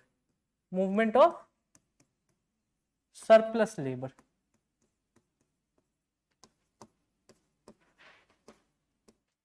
In any economy which has got more labor or which has got a higher labor force, agriculture does not pay the particular economy well. So if a system is created where the industries try to pay more, then the surplus labor gets attracted to the industry. It's all about the wages. If wages are more in any other sector, the labor will get attracted to that sector. India में भी अभी service sector, IT companies में क्यों जाते हैं लोग? ज्यादा पे करता है. एक समय civil engineering was high paying job. when there was construction boom or there was need of civil engineer, अब तो we have got softwares, तो इस कारण से नहीं. तो it talks about surplus labor in agriculture that could be redirected to the manufacturing sector by offering wages just high enough. There's a concept of opportunity cost. You try to compare things. If you have got two options, if higher is the opportunity cost, you try to take the other option. So for a labor, if he is engaged in agricultural activity and there is an industrial activity and it is paying more, the labor will try to move in that particular sector, and that is what was highlighted through this Lewis model. But that does not happen in reality, because there are many other factors that are acting simultaneously, because the skill set needs to match with the demand of the industry, and that is the biggest bottleneck. So this is the correct statement.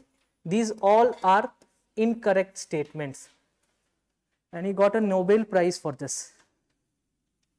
It seems कि ये क्या, ये तो सब जानते हैं, ये तो होगा ही. ऐसा लगता है जैसे ये current Nobel for economics this current year.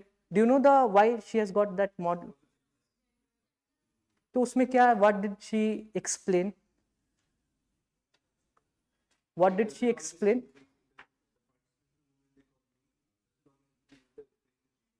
No. As economy transitions from agriculture to industry to services, first there is a drop in the labor participation. Then as it transitions to a service sector, it again moves up. U-shaped curve. ऐसा लगेगा ये तो होगा ही, common चीज़ है. Agriculture मेहनत है, industry मेहनत है, सर्विस सेक्टर में थोड़ा रिलेटिवली लेस मेहनत है. इस कारण से वुमेन लेबर पार्टिसिपेशन ज़्यादा होगा. लेकिन there are many other factor. अगर ऐसा सिचुएशन है तो इंडिया में क्यों नहीं है? India is largely a service driven economy and it is bound to have, वो इंक्रीज होते चला जाएगा. It will go to 60, 70, 80. US has got 80% GDP contribution from the service sector. 8% from industries only, and 13% rest from agriculture. लेकिन वहाँ पे the employment elasticity is more. All because there is no concept, care system वहाँ है ही नहीं. Everything is monetized. वहाँ care system में सबको job पे जब लगाओगे, everything gets monetized. And that is why there is more labor participation from the females. India में we have got a concept of care-based economy, where women are experts, but they are not being paid more. एक समय ऐसा है US में you have got कि US के जो food trucks पे जो females काम करते हैं, they're getting more than civil engineers. उनकी average salary they draw about $60,000 to $70,000 per year. That is more than a civil engineer draws in US. Why? Because US का economy का infrastructure is saturated. Why would they need extra civil engineers? They are not into developing certain fancy infrastructure like Dubai and UAE. वो वहाँ पे demand है क्योंकि वो अलग ही अलग करते रहते हैं. लेकिन वहाँ पे सर्विस सेक्टर बहुत ज़्यादा है, लेकिन वहाँ एम्प्लॉयमेंट बहुत ज़्यादा है. इंडिया में that does not apply. This a problem. ठीक है.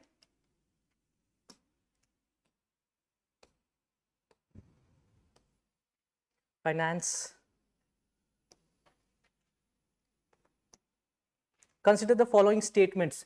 Mutual funds invest money in equities only. In many other, these are known as underlying or asset class. There can be equity, other would be debt or other, any other. There is another class called commodity. Commodity means metals, even they go for food grains also. Commodity. And the fourth most important in India,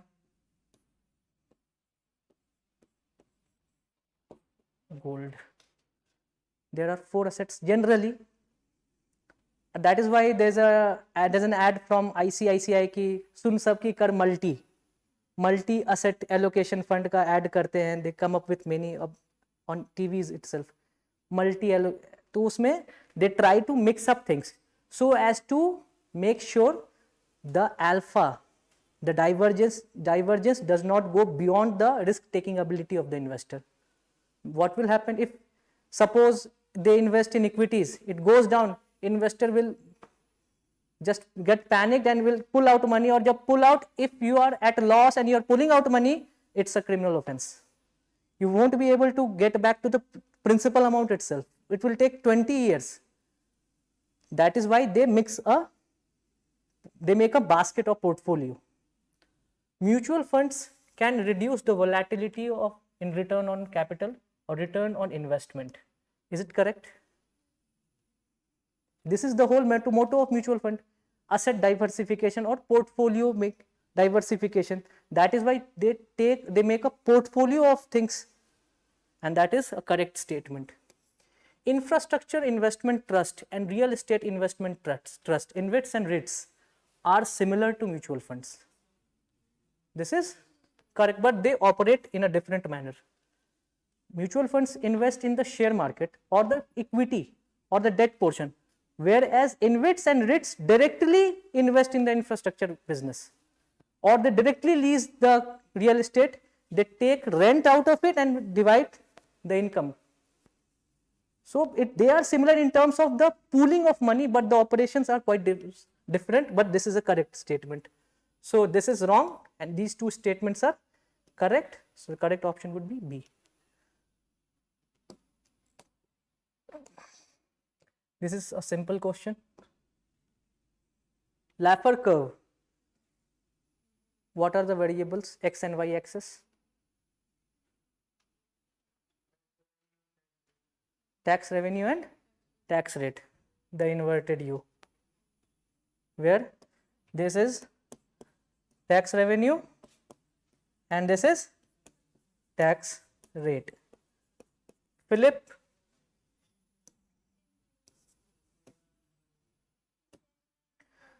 this shape curve, inflation and employment or unemployment. So why don't we use employment rate? There's a question. Why do we use unemployment rate?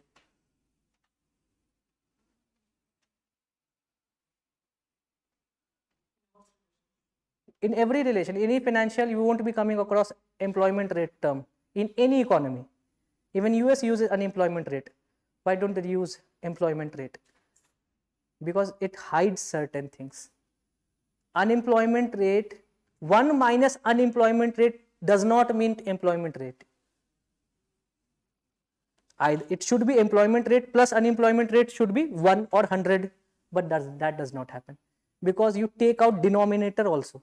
Denominator से भी कुछ minus कर देते हैं और इसलिए थोड़ा जो economic parameter looks थोड़ा अच्छा 4% or 5% looks quite attractive rather than seeing 25%, 30% because people move out of labor force. If you are not expecting a good job, you will move out of labor force. You will stop trying for any job. And the moment you stop trying for any job, you go out of labor force and unemployment rate goes down. But that does not mean employment rate goes up. क्या ना denominator से भी हमने minus कर दिया. क्या होता है unemployment rate? Labour force. Labour force क्या है? Willing to work. But what about not willing to work because there is no job? You move out of the labor force. That's why unemployment rate goes down, but employment rate does not go up. इसलिए थोड़ा एक economics का थोड़ा वो statistical वो सब anomaly है जो यूज करते हैं. Lawrence curve is quite correct. National income distribution and population distribution. It gives a reflection of the Gini coefficient. Okay. So this is correct and these two are incorrect. The correct option would be A. Okay.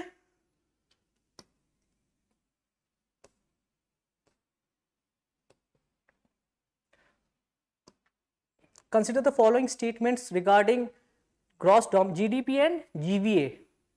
First statement is GDP gives the picture of an economy from the demand perspective, while GVA reflects the state of economic activity from the supply side. Is it?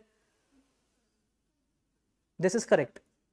Because GDP is, India has changed it to market price and it is all about demand side. What consumer is paying basically.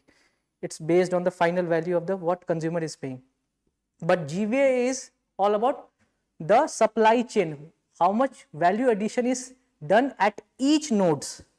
जहाँ जहाँ पे हो रहा है उस पे वो total निकालते हैं and they sum it for the whole sectors. 3 sectors they come up with GVA. It does not include any taxes or subsidies. So this statement is right.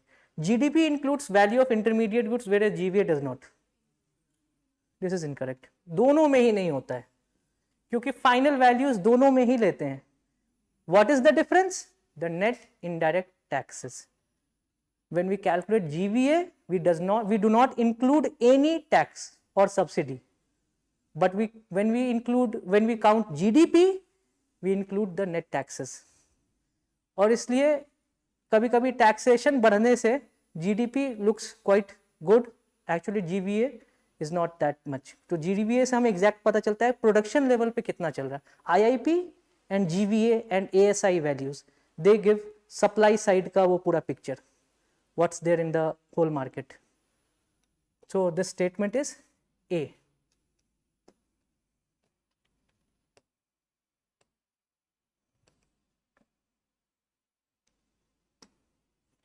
consider the following statements regarding nominal effective exchange rate and real effective exchange rate. What are NEER and REER?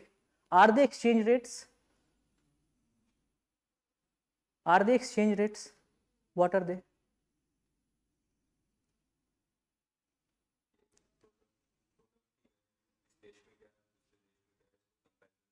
But that becomes an exchange rate then. No. See, there are 3 things, 4 things I should say. NEER,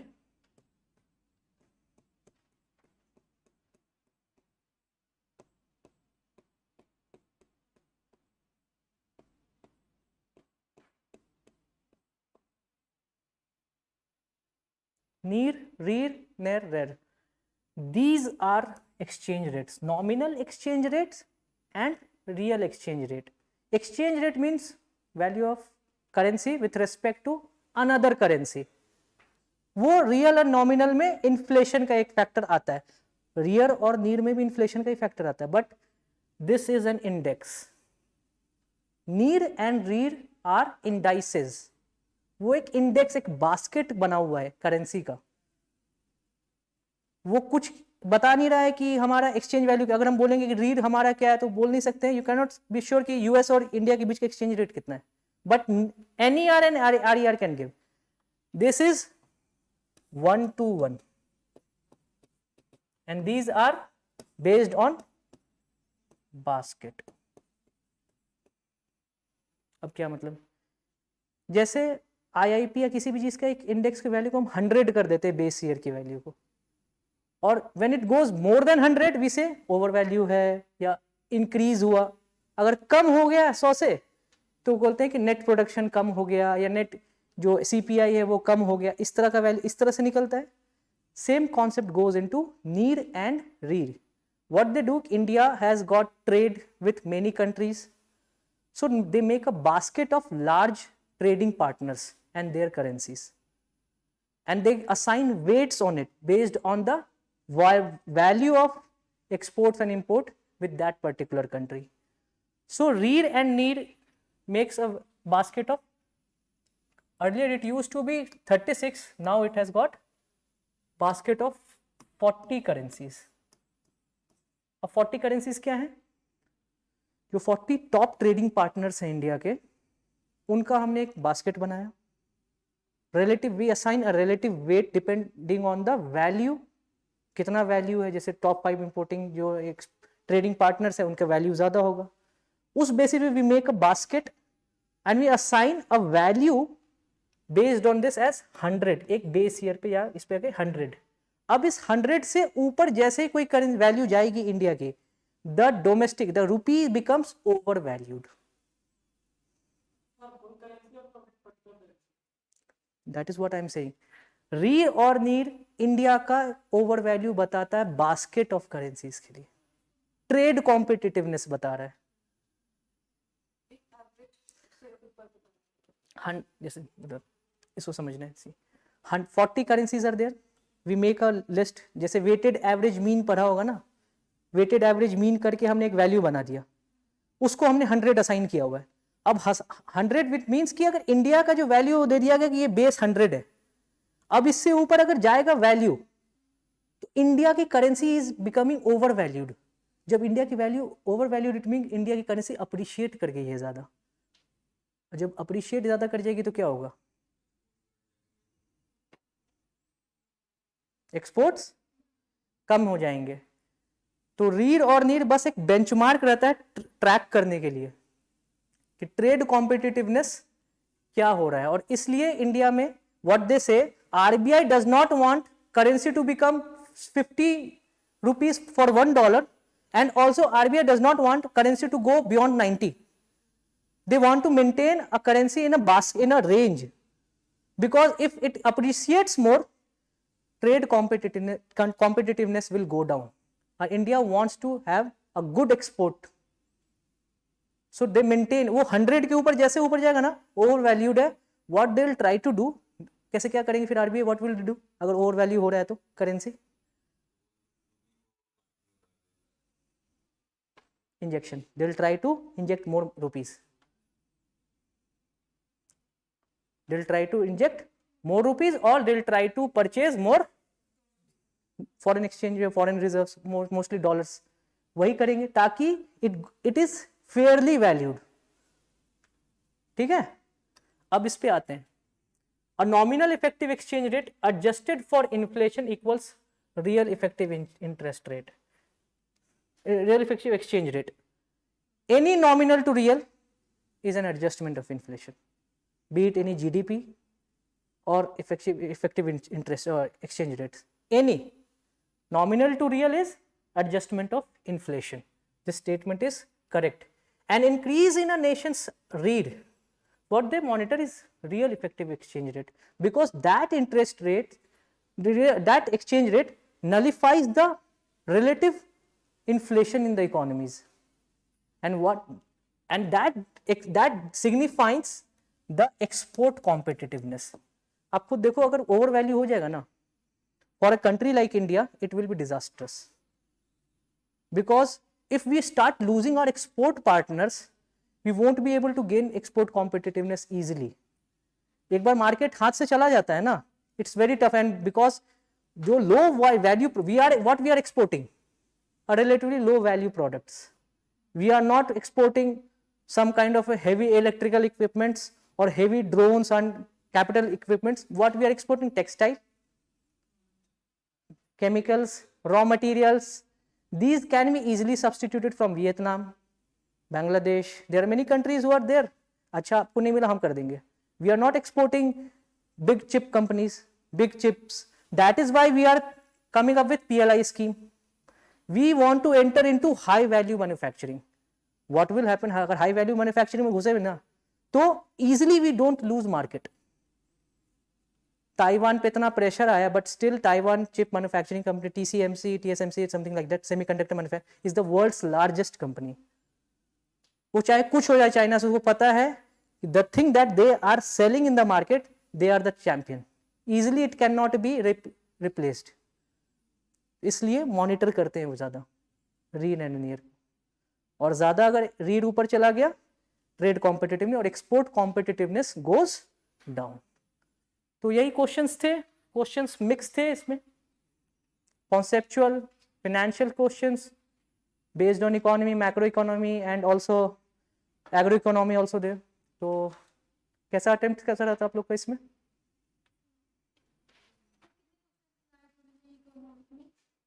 hundred I should से.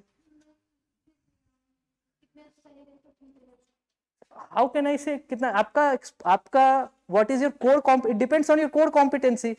आप अगर ratio maintain कब कर सकते हो, either you know all subjects, तो आप maintain करोगे ना, चलो इसमें से ये, इसमें से ये, इसमें से सब करके we are getting to the cut off marks. लेकिन ऐसा रियलिटी में होता नहीं कि सबका सब सब्जेक्ट ही परफेक्ट है.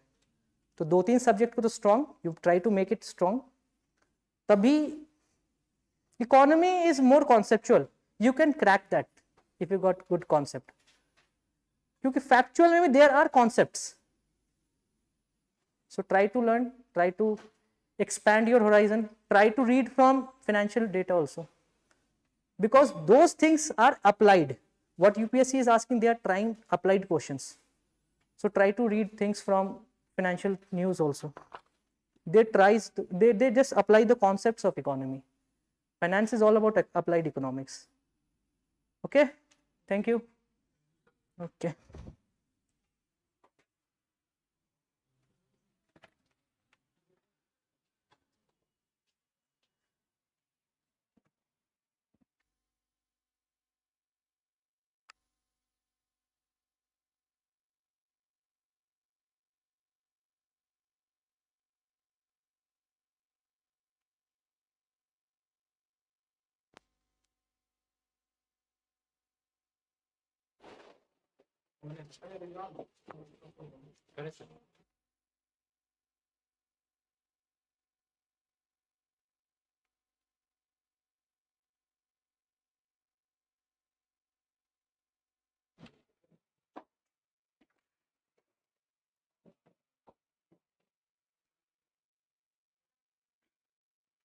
Hello everyone, good evening. So far the discussion have been going good. And now let's say I'm going to discuss about some of the questions that are from the science and technology section and some questions from the current affairs section. So in all, like I'll be taking about 25 questions for discussion today, right? And however, like, you know, these questions are very simple, I would say, like, you know, from science and technology area or other area as well. These questions are simple. So let us discuss about these questions one by one.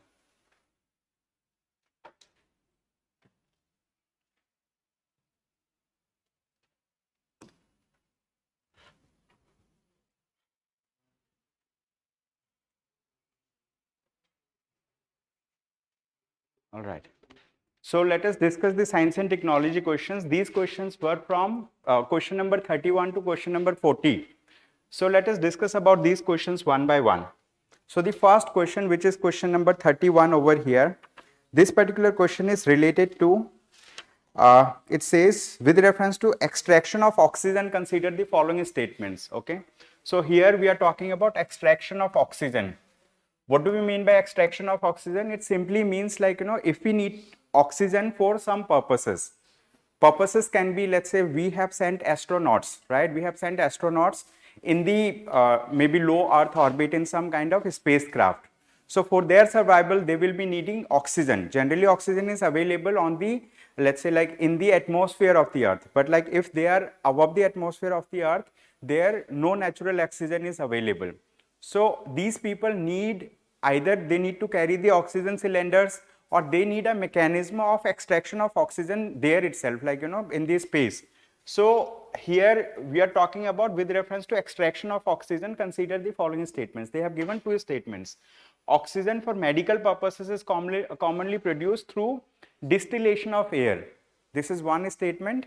Second statement, oxygen for use in a space station is produced through electrolysis of water. Okay. So we need to understand that how many of these statements are correct, or which of these statements are correct. Both of them are correct. Correct answer is option C. So when we talk about this distillation of air and electrolysis of water, these are two different processes. So from the air itself, like in the atmosphere, right, we have air. Air composes of various types of gases. Oxygen is of, let's say, 21%, around 21% of the total composition of the atmosphere is of oxygen. So if we want to extract oxygen from the air, right, so air has all the different gases that are part of it, we need to liquidate that particular thing. Okay, so that particular process is known as distillation of air. This is generally done for medical oxygen requirements. So those people who need oxygen in the medical facilities, you have seen the oxygen cylinders and all. To fill those cylinders, they use distillation of air.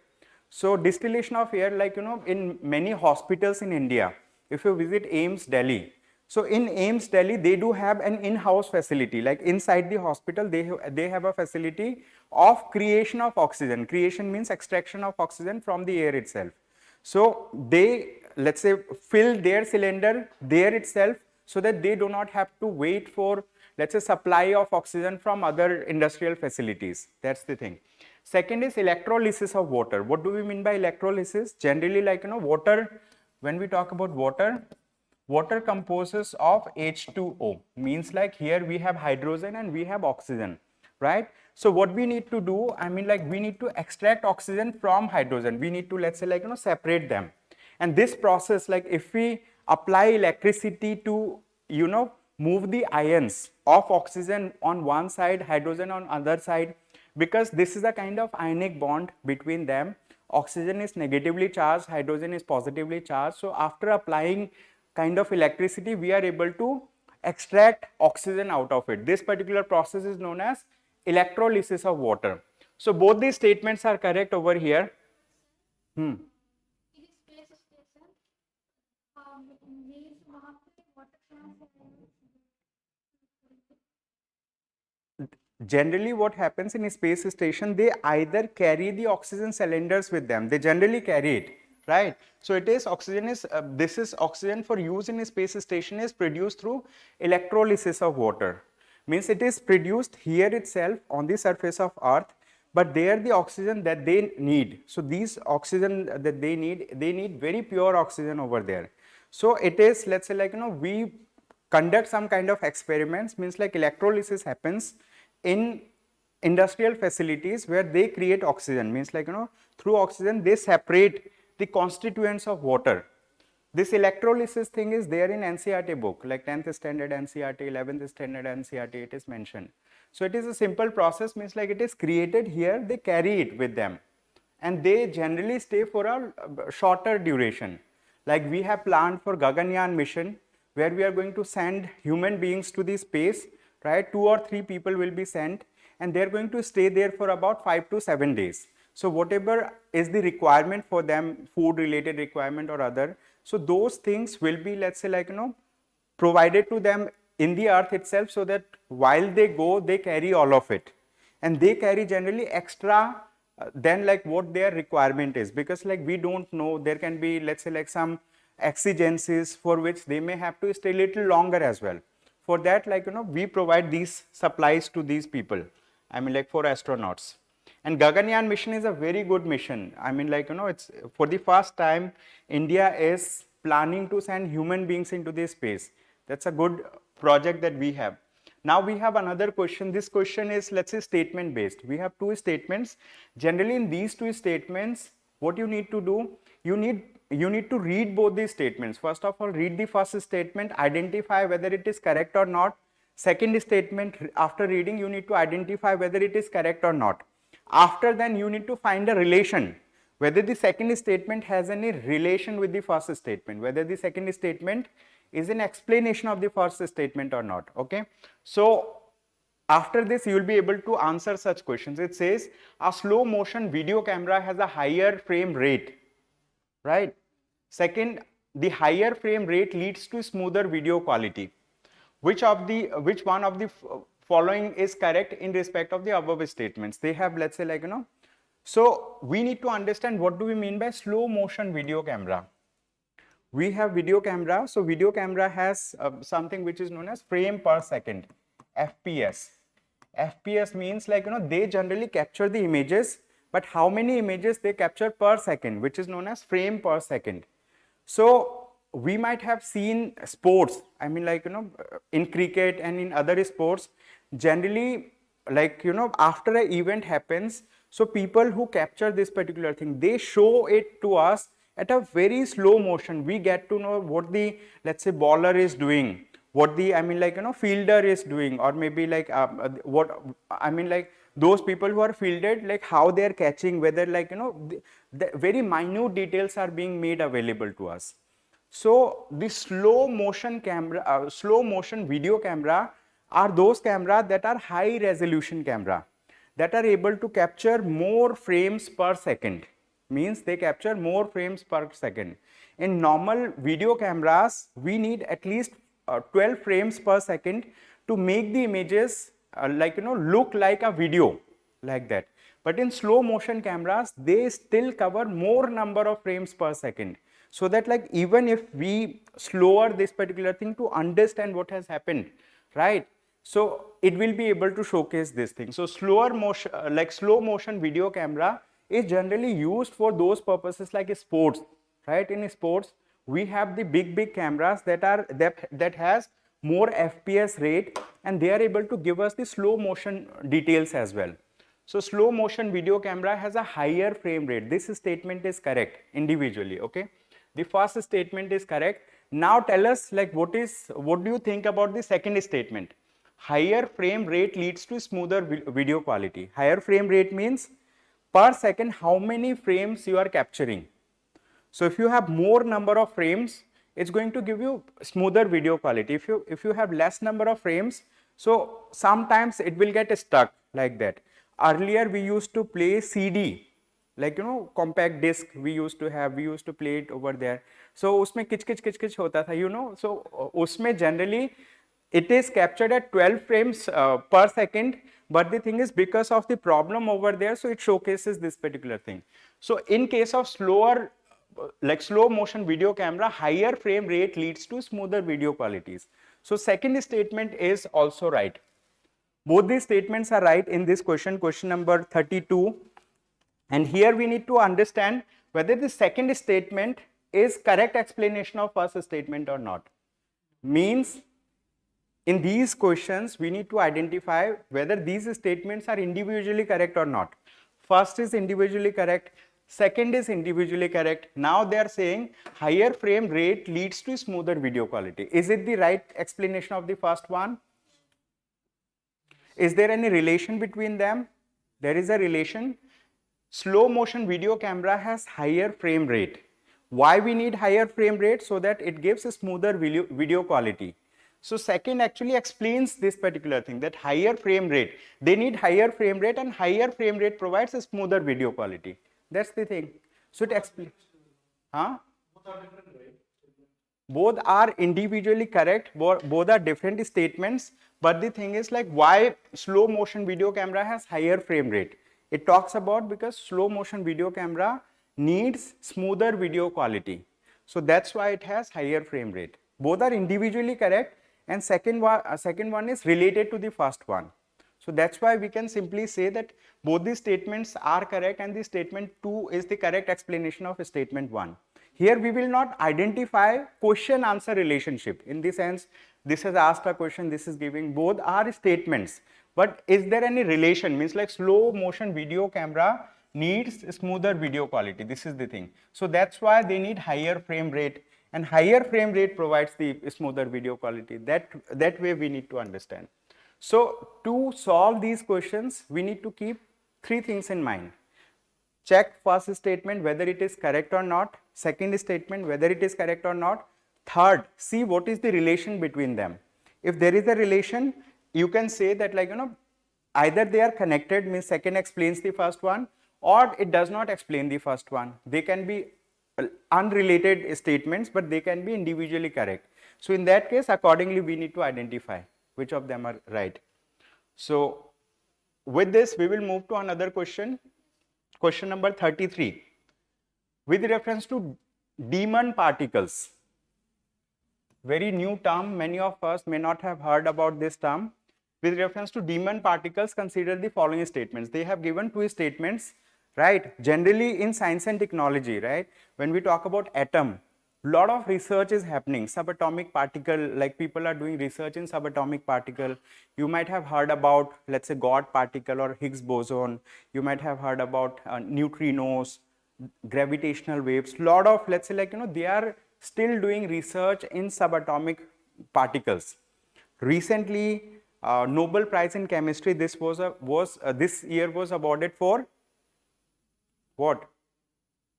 Anyone who can connect? Nobel Prize in Chemistry was awarded for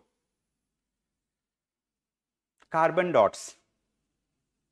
Carbon dots and its let's say like bioorthogonal property. So carbon dots are particles that are of nanoscale range, and carbon dots are generally used, right, for, let's say, like for producing lights of different wavelengths, like that. So it will be used in display technologies. So people are doing research still at very small range. In case of Nobel Prize in Physics, Nobel Prize in Physics was given for working of, like people have worked on attosecond physics. Attosecond physics means since the birth of the universe till now, whatever number of seconds we have, 1 attosecond has, like 1 second has that many attoseconds. Means like it's a very small quantity, a small time scale. At that scale, people have done studies. So we need to be aware about new discoveries. And science and technology requires us to be inquisitive. We should be, let's say, open to learn new things that is coming. And in UPSC Prelims exam, in Prelims, they always ask questions from those areas that are emerging in nature, that is still developing. And you will not find questions to be repeating. 25 years back, whatever was the technology under development at that point of time, UPSC has asked that. Few years back, 2-3 years back, whatever was the technology that was in development that time, UPSC has asked that. Now next year, UPSC is going to ask those technologies that are under development now. the technologies that are emerging. You need to understand about those technologies, you need to understand about their applications. Only then you will be able to solve questions in the prelims exam. So it says with reference to demon particles, very new term, you should be thinking like what I can learn from this topic, right? If you understand about this, you will be able to solve questions. So it says they do not interact with the light and are transparent. Second, they are chargeless as well as massless in nature. Means these are those particles that means in this question, I mean like, both these statements are correct, which is option C is the right answer in this particular question. So these are those particles that do not interact with light. Okay, they do not interact with light and they are transparent also. Particles very transparent, not visible. They do not interact with, they are chargeless. Generally particles can have charge. For example, if I talk about electron, electron has a charge of minus 1.6 into 10 raised to power minus 19 coulomb. If we talk about proton, it does have a charge of 1.6 into 10 raised to power minus 19 coulomb. So it has a positive charge, it has a negative charge. Neutron is chargeless. It is a particle, but it does have mass. Electron has mass, proton has mass, neutron has mass. The mass of proton is roughly 2000 times the mass of electron. Mass of proton is almost equivalent to mass of the neutron, but neutron is chargeless. So there can be particles that are chargeless, but there are particles also that can be massless. For example, you might have heard about Higgs boson, right? Higgs boson is a particle, right, that gives mass to other particles. Means like, Higgs boson was discovered long back. So it gives, it has a property of giving mass to other particles, right? So when they interact at subatomic level, right? So similarly, this particular particle, it does not have charge, it does not have mass, it is transparent. What it means, like it does not interact with electromagnetic radiations. This is something that is, let's say, very difficult to detect. So there is a person who has, let's say, a theoretical physicist who has theorized, who has talked about that such particle exists and its name is this demon particle. And recently people have done some discoveries, they have done research and they have identified that such particle actually exist. To understand this particular thing, I will give you one more example. In 1915 and 16, Albert Einstein has talked about that there exists something which is known as gravitational waves. What gravitational waves exist? Albert Einstein said. He has given a special theory of relativity, he has given general theory of relativity. So, but at that point of time, we did not have the experimental setup to actually check whether it exists or not. After 100 years, like people have worked in USA, people have created LIGO detector, Laser Interferometry Gravitational Wave Observatory. So LIGO detector was able to identify that gravitational wave actually exists. So the theory was given by Albert Einstein 100 years back. 100 years after, the scientists have, let's say, developed the capacity, developed the instruments so that we can detect gravitational waves. And we have detected. So that has proved the theory, that it generally exists. So this is something, the demon particle is similar to that one. So it was first theorized that something like this exists, and later on it was experimented, it was found that it actually exists. So for discoveries like this, right, which are noble, which are innovative, there are, let's say, Nobel prizes are given by the Nobel Committee. So it does have a history also. So Alfred Nobel was a person, basically, he has himself invented dynamite, right? And before he died, one of his brother, it's just a story if you want, if you're interested. So basically Albert, this, we are talking about Alfred Nobel. He was an inventor, he was a physicist, he has invented dynamite, using which, let's say, we build tunnels and all. So in the mountains you can blast so that you can create roads and all. So his invention was for good purposes, but the dynamite that he has created, it can be used for wrong purposes as well. So there was a time that one of his younger brother, he has visited France, and in France he died, he passed away. So in a newspaper, the newspaper people have written this particular thing that the merchant of the death has passed away. Means in Hindi, मौत का सौदागर चला गया है, मतलब मर गया है. It's like that. So the newspaper people felt that Alfred Nobel has passed away. But it was not Alfred Nobel, his younger brother had passed away. But it has, let's say, affected him. That I'm a person who has invented something for good purposes and people will remember me in this manner. So that's why he has thought that I will, let's say, create a legacy for myself. So whatever wealth he had, he has written a will that my wealth will be distributed to the people who do invention for the inventors. So after his will, people have created Nobel Prize. So Nobel Prize is still being given by Swedish Academy of Sciences, like that. So everything has some kind of stories associated with it. So now let us talk about this question. Wind tunnel is related to which of the following activities? Wind tunnel. So testing of aircrafts and rockets, construction of highways, exploration of shale gas, development of coolant system in air conditioning. If we go much detail, wind tunnels can be related to any of them, right? Wind tunnels, but actually it is wind tunnel is generally created for testing the aircrafts and rockets. Why? Because aircrafts and rockets, they work on aerodynamic system. Means they test under what atmospheric pressure, under what amount of air it will be able to fly, at what speed it will be able to fly. For testing the aircrafts, for testing the rockets, they create wind tunnels, okay? They create wind tunnels like that. So this is the thing. This question is very simple. Then we have another question. It says, which of the following statements correctly explains the purpose behind the launching of Red Line campaign by the government of India? Red Line campaign. So it raises awareness about the challenges posed by antimicrobial resistance due to the indiscriminate use of antibiotics. Now, as we know, for example, antibiotics are used by people for any health problem that they have. Like if you have cough, if you have cold, if you go to a medical store, they will give you a dosage of 5-6 different capsules, tablets, and they'll say कि हाँ इसको 3 दिन के लिए आप ले लो ठीक हो जाओगे. Generally they say this thing, but the thing is they are providing antibiotics, but antibiotics is not needed for a person who has, let's say some problem, some other problem. Let's say a person has fever. So fever may not be related with antibiotics. So the thing is they are giving fixed dose combination to every patient.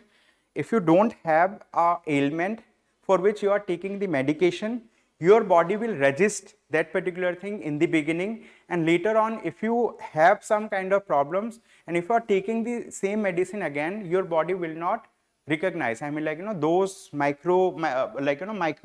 those microbes will become they will become AMR resistant, like that. Okay, so we have the tuberculosis, MDR TB, you might have heard about it. Multi-drug resistant TB, we have extensively drug resistant TB. So what is this? It is a kind of TB. TB can affect anyone. There are pulmonary TB, extra pulmonary TB, means TB that affects the lungs of a human being, right? So there can be patient who can be treated by first line of drugs itself. There can be patients the first line of drugs are not effective for him. So maybe he has developed antimicrobial resistance like that. It is caused by bacteria. TB is caused by bacteria like that. So Government of India has launched Red Line campaign. So Red Line campaign is for generating awareness among the masses that don't take antibiotics unless it is needed, unless a medical professional, means unless a doctor prescribes you to have it. Generally, many people keep taking antibiotics, but that may not be healthy. It may harm you in the long term. Harm you in the long term means when you actually have the problem, that time because of antimicrobial resistance, your body may not accept those drugs. Means those drugs may not be effective in your body that way. Then we have another question. With reference to birth control pills, consider the following mechanisms. So here they are talking about birth control pills, like related to this they have asked about mechanism, what it does basically. Stopping or reducing ovulation, this is one statement. Thinning of the cervical mucus, thickening of the uterus lining. These are the things. So which one you think is right related to this one? So let's discuss about it. With reference to birth control pills, it stops or reduces the ovulation. So it leads to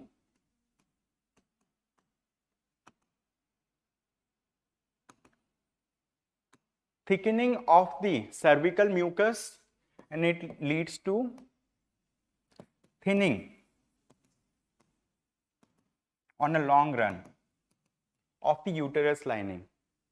So these two are like this way, these two are incorrect. First one,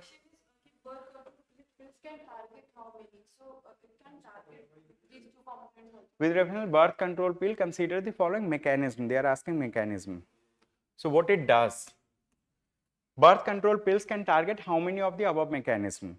So this is completely, if it is correct, then it is going to target, means like it leads to thickening of the cervical muscles. Birth control pill does not thin it.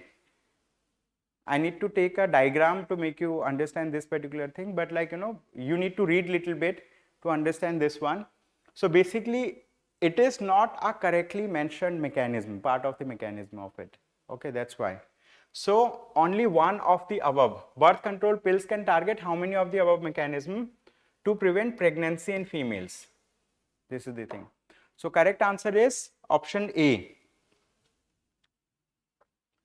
So we have another question from Science and Tech itself with reference to World Coin project.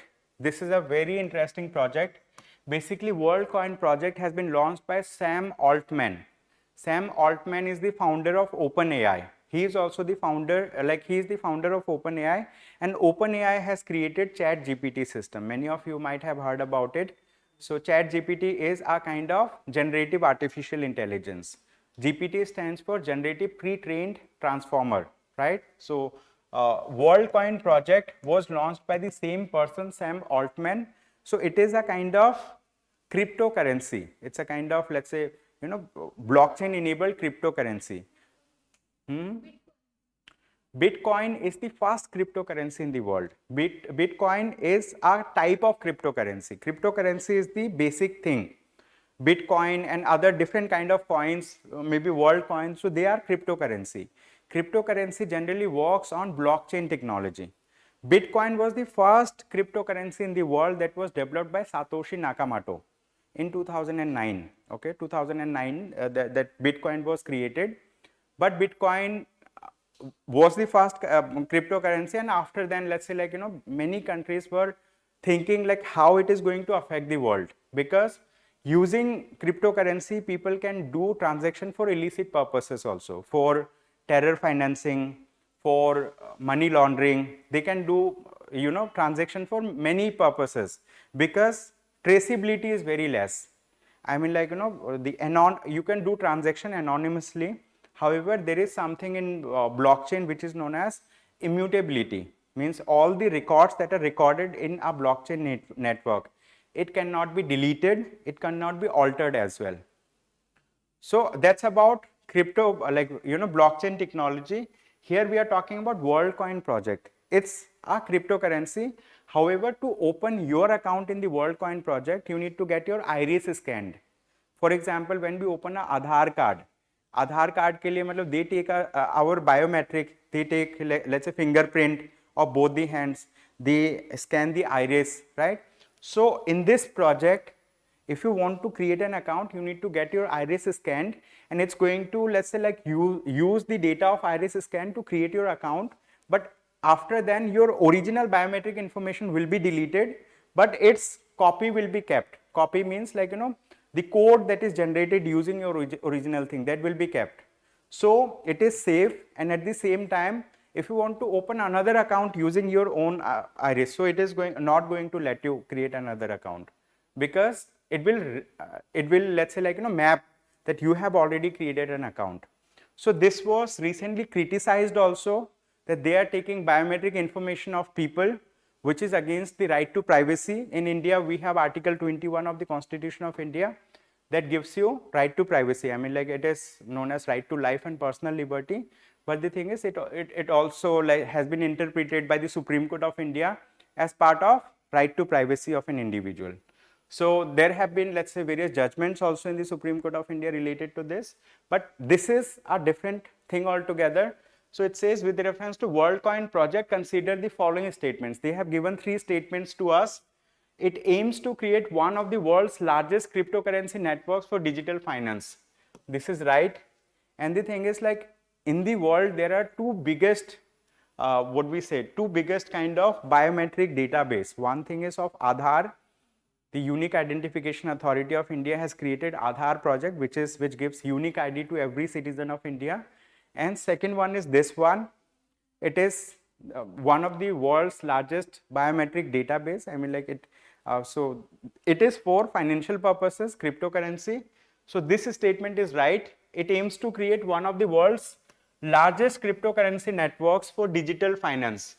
Second, fingerprint scan will be used for authentication and sign up processes. So here it does not use fingerprint, it uses iris scan, right?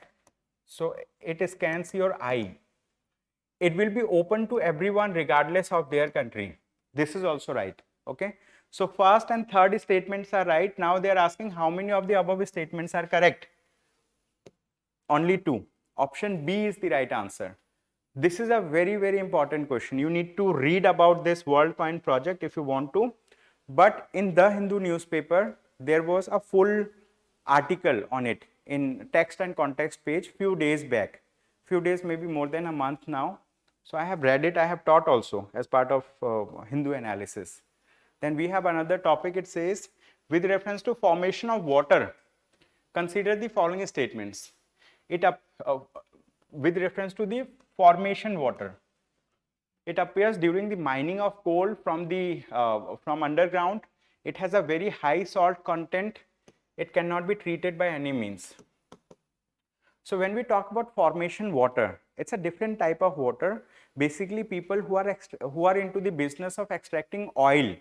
For example, if we talk about Gulf countries, right? Gulf countries, their economic structure is basically based on this thing. I mean, like, they drill oil and they sell oil to outside countries. I mean, like, for them, here we extract water from ground, there they extract oil. But, like, generally oil extraction is not that easy. Basically, they have big machineries and all. So those countries, their economies are surviving on this. So as part of this, like, during oil drilling process, a kind of water also comes up, which is known as formation water. This water is viscous. Viscous means it is thick. It is thick. I mean, viscosity is the property of a fluid that resists the free movement of the fluid. For example, if we talk about this grease, we know grease is used in automobiles and all. So it is more viscous as compared to water. Fluidity is just opposite to viscosity. Right? When we read chemistry, we will understand this thing.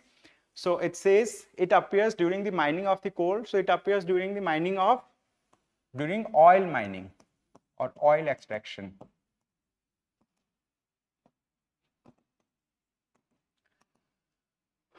Now it says it cannot be treated by any means. Question number 38. Whether it can be treated or it cannot be treated, this is wrong. It can be treated. Okay. So correct answer is only 2. Second statement is right. So only one of them is correct. Okay. Second statement is right. So this time the science and technology part has been little factual. Last time that we had asked, so it was little more conceptual and all. But it is also important that you need to remember, you need to understand the factual part as well. All right. So then we have another test. It says the Turing test is related to which of the following scientific developments? B.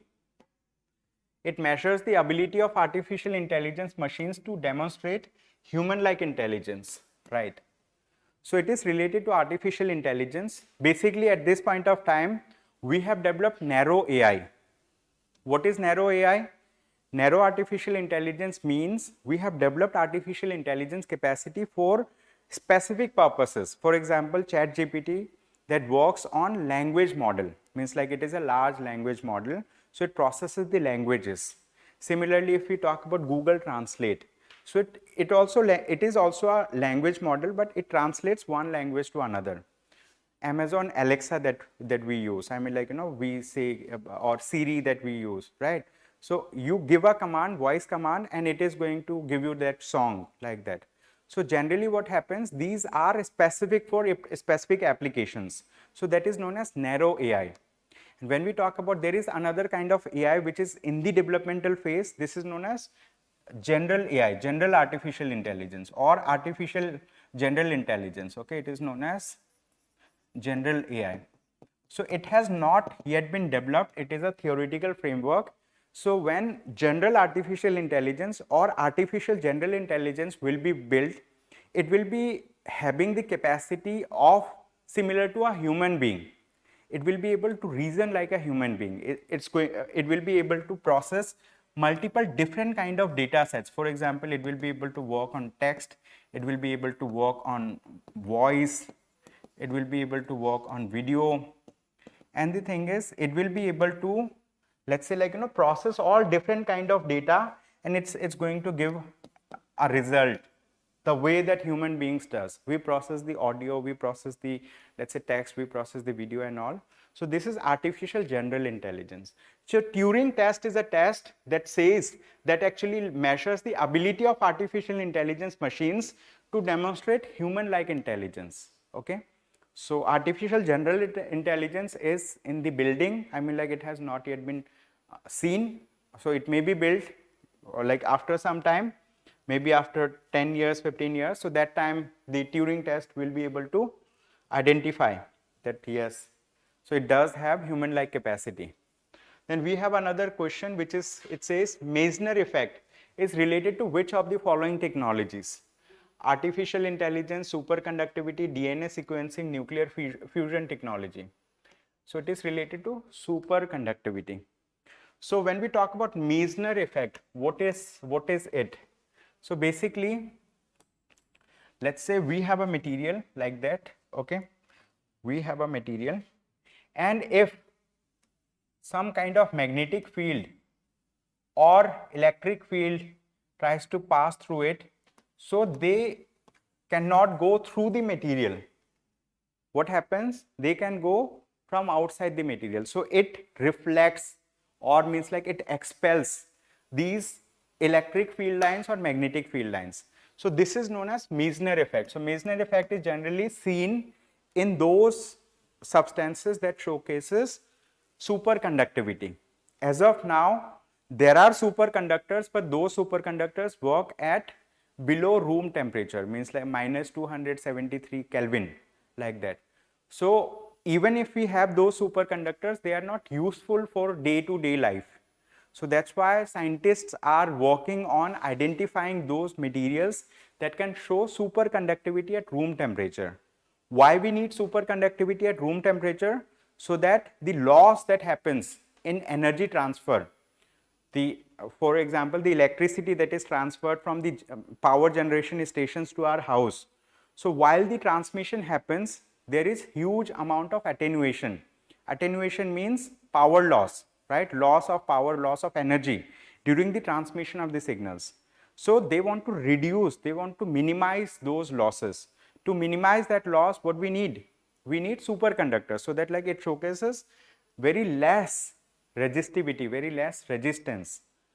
Resistivity or resistance of a substance is the property of the substance by virtue of which it opposes the free flow of electrons through it, like that. Okay. Superconductivity is, conductivity is just opposite of resistivity. So when we have superconductivity, it is going to show least resistance to an atom.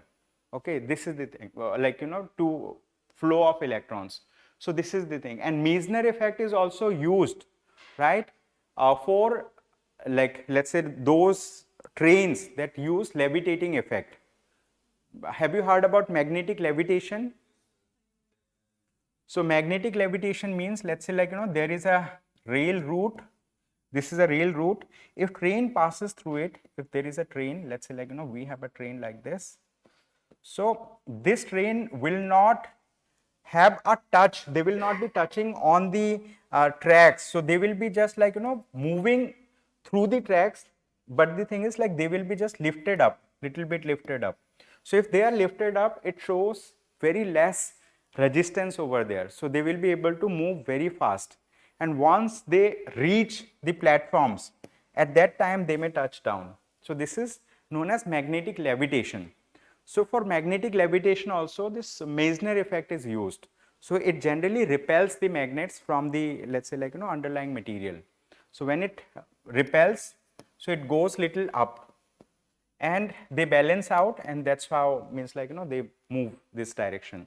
So it is used for magnetic levitation in case of trains, and it is also used for superconductivity. Correct answer is option B. Then, so that were all related to science and technology. Now we are going to discuss about current affairs quickly. Some questions will be very quick in them. Okay, one of the question is, consider the following statements. Again, a statement type question. What you need to do, you need to individually check whether these statements are correct or not.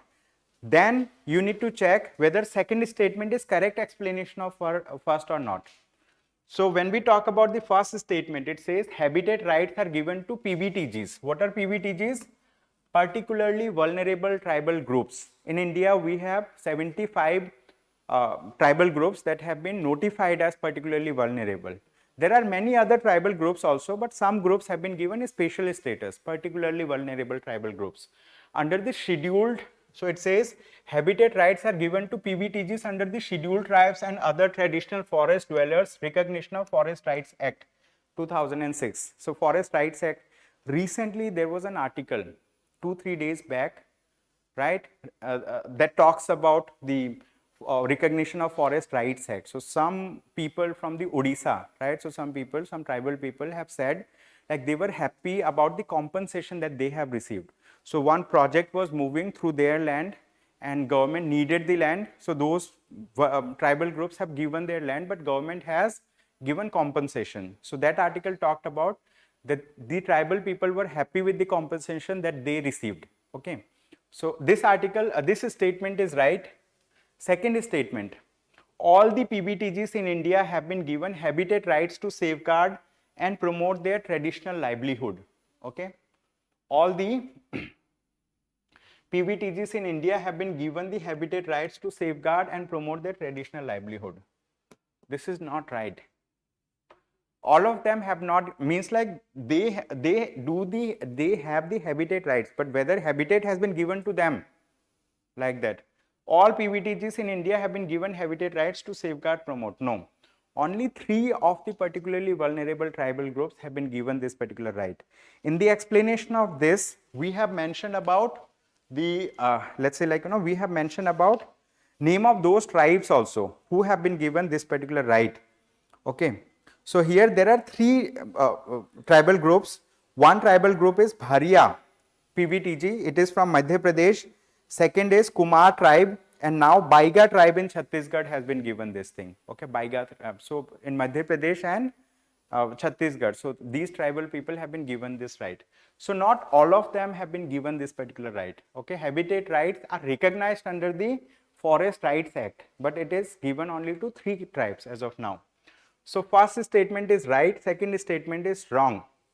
So C, statement 1 is correct, but statement 2 is incorrect, like that.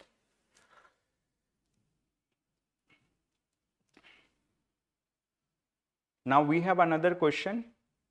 This question is, we are going to see this question now. Consider the following statements regarding reverse book building. So this topic is from economy section. A person who reads economy news and all, he will be able to understand this thing. It involves removing of the securities of a listed company from a stock exchange through a fixed price mechanism. It is a process used for efficient price discovery. Okay. This is right, this is wrong. So let us understand what do we mean by reverse book building. To understand this particular thing, you need to understand this. What do we mean by book building? What do we mean by book building? To understand book building, let's say there is a company. Name of the company is A. This particular company gets itself listed in the stock exchange. When it gets itself in the stock exchange, after then it may release IPO. IPO means initial public offering, or maybe FPO, follow-up public offering and all. So once they release it, what they do, they give shares of the company to the persons who are purchasing those shares, who are purchasing those stocks. So the persons who purchase those stocks, they become investors of the company.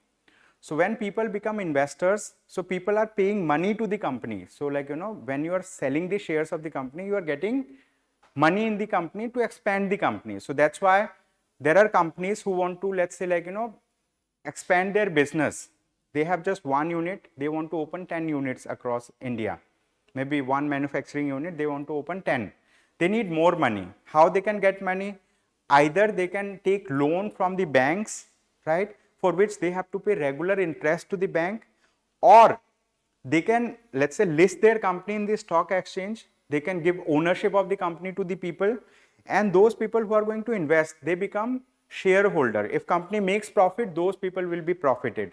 If company makes loss, they will be making loss. This is what owner does. A lender is only interested in the profit. A lender is only interested in the, let's say, kind of interest that they are going to get on the principal. Means the bank people, if they give you money, they will be taking back the principal amount, they will be taking interest also from us. So they are only interested in the profit of the business. They don't have to do anything with the losses that the business makes. But a person who invests in your business, they become part owners of your business. If your business makes loss, they will be making loss. If your business makes profit, they will be making profit, like that. So book building means company issues shares. In case of reverse book building, reverse happens. So in this particular case, what happens?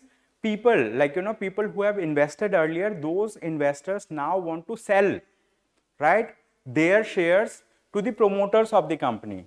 Like in a company, there are few people who hold majority stakes in the company. If I talk about Wipro, right, there can be many companies. So the owner of the company, Ajim Premji, let's say like whosoever is the owner, so they have the majority share. Let's say 70% of the share of Wipro is with them, 30% is with the public. So if they want to buy back those shares, so the thing is, there can be some investors who have invested, let's say like, they have purchased 5% of the shares, but they are interested in selling their shares to the promoters or big shareholders. That is known as reverse book building. In reverse book building, we do not have any fixed price mechanism. What we don't have fixed price mechanism. In reverse book building, generally, those people who sell the shares, so they negotiate with the owners of the company. Means like, there is a process that they follow. So they tell like, I am willing to sell my 1 lakh shares at this particular rate. Some other people, I am willing to sell my 10 lakh shares at this particular rate. So it leads to a kind of price discovery. What? It leads to a kind of price discovery of the shares of a company. So is it little bit clear to you? Book building, reverse book building. So this is a very technical topic. This is from economy section. So which of the statements given above is or are correct? Statement second is correct. Okay, second statement is correct. So with this, we will move to another question quickly. Let's see if I can write here. Yeah.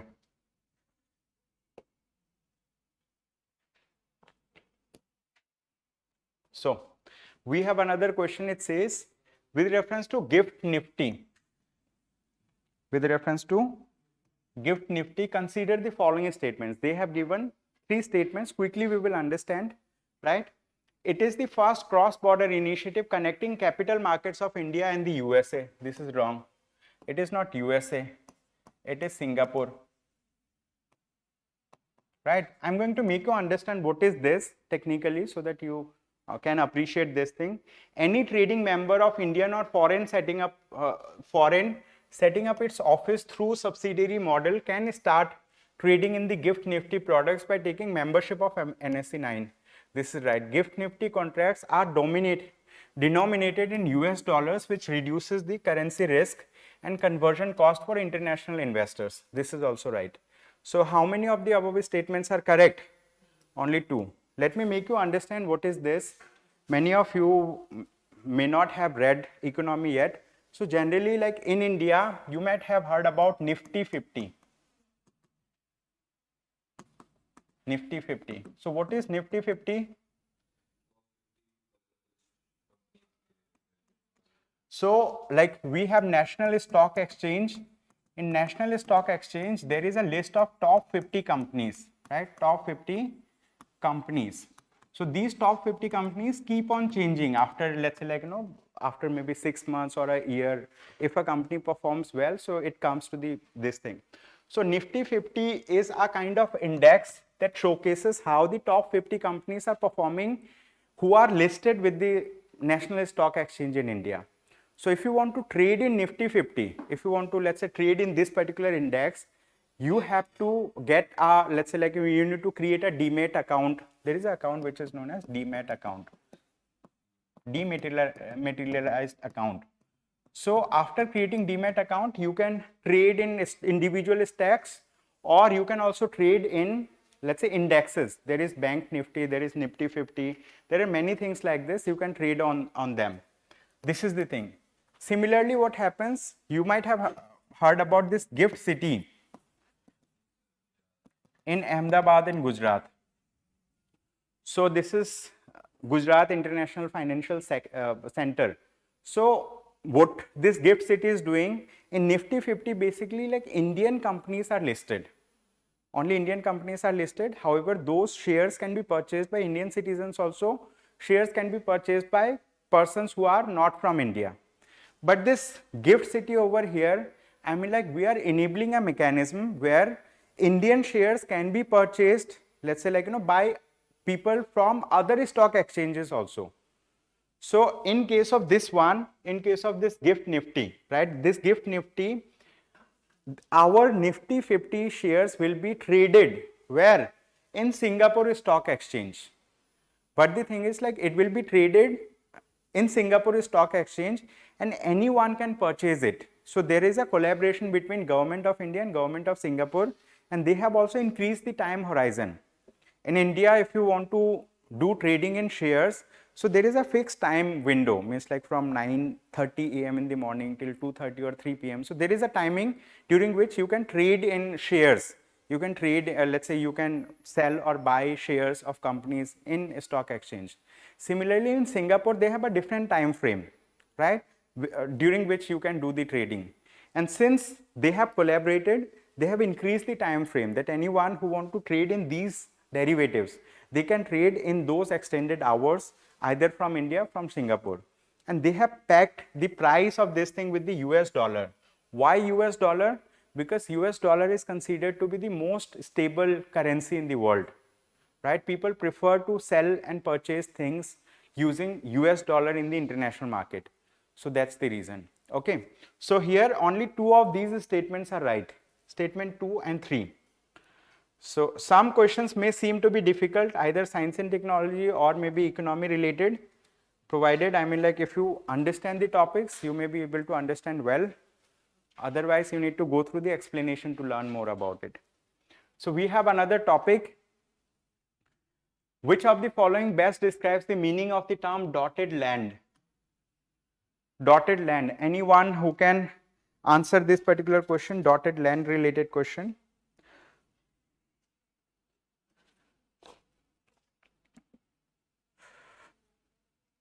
These are disputed lands for which there are no clear ownership documents. These lands are strategically located in commercial zones for maximizing business potential.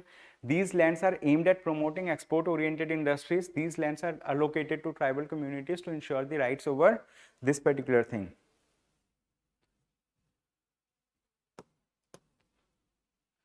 These are disputed lands for which there are no clear ownership documents. Okay. means these are lands, patches of lands for which clear ownership documents are not there. In India, there are many villages, many places where people have, let's say, like, inherited lands from their forefathers, from their grandfathers. But the thing is, like, since their grandfathers did not have document, they also don't have document. Some of those people got their lands registered also. So in the state of Andhra Pradesh, those lands that do not have proper title documents, ownership documents, they are termed as dotted lands. All right. So recently, what has happened in the May of 2023, Andhra Pradesh government has started removing dotted lands in the state from the prohibited list, resorting full rights of selling or pledging these lands to the farmers who own them. Means there are people, farmers, who do not have the documents to show that this is their land, but since they are the owners of the land, so earlier they were prohibited from selling or buying those lands. But now government of Andhra Pradesh has allowed these people to purchase those lands, to buy or sell those lands. So for this purpose, it was in news. So it is related to a particular state government, okay, a government of Andhra Pradesh. So answer, like option A is the right answer. Then we have another question. Quickly we will see. Consider the following statements regarding Gandhi Peace Prize. Okay, Gandhi Peace Prize. So many of you might have heard about this prize like for the first time, but this peace prize exists. The government of India provides this particular peace prize, but to whom? This prize is provided to individuals, to institutions, to organizations. Means like, it can be given to an individual person, it can be given to an organization also, it can be given to any institution as well, right? And this Gandhi Peace Prize is given to those people who generally have done something good related to peace building, right? Related to peace or related to anti-traffic activity. But the work that these people have done, it should be selfless work. Selfless means a kind of work for which they do not want any kind of material return. There are many people who are involved in doing good things, but they are charging for it. So it will not be given to those people. So it is this thing. It says it is given only to individuals. In this first statement, it says only to individuals. That makes it incorrect. Who have worked selflessly for peace, non-violence and amelioration of human sufferings. All other part is right in this statement, but it is not only given to individuals. It is given to institutions also, it is given to associations, organizations, etc. Right? Second, the awardees do not get any cash reward, but a certificate signed by the president apart from a medallion, which they can wear at public or government function. So it does have cash reward as well. Means this particular award also has cash reward. And what is the amount? So the award carries an amount of 1 crore rupees. How much? 1 crore rupees. So it's a good amount, I would say, right? So how many of them are correct? Neither one nor two. Why it was in news? Recently, there is a press, right? Gita Press. Its name is Gita Press. So Gita Press was awarded Gandhi Peace Prize. Why? Because this press has been working for long, means more than 100 years it has been working. They have published more than crores of books, but the thing is they have not involved into promotional or marketing activities. They have been publishing the books, and among these books that they publish, the Gita, Bhagavad Gita is also a book that they publish. Okay, means Bhagavad Gita they publish, they let's say distribute, they sell it. But the thing is they are involved in some good activity, sharing good thoughts through Bhagavad Gita. Not only Bhagavad Gita, they are into this business for a long. So here, this is question number 30, Gita Press. So it has been awarded this particular thing. Okay. So Gandhi Prize was awarded to Gita Press for outstanding contribution towards social, economic and political transformation through non-violent and other Gandhian methods. Like that for this thing. The present government does support some kind of ideologies. Try to understand. So it is supporting this thing. Although it's a good initiative. This award has been, let's say, initiated long back, And if we talk about the Gita Press, it was established in 1923, right? And they have 16.21 crore Bhagavad Gita. They have, let's say, like translated them into 14 languages. They have sold like that. So that's why it was in news. Now we have another question.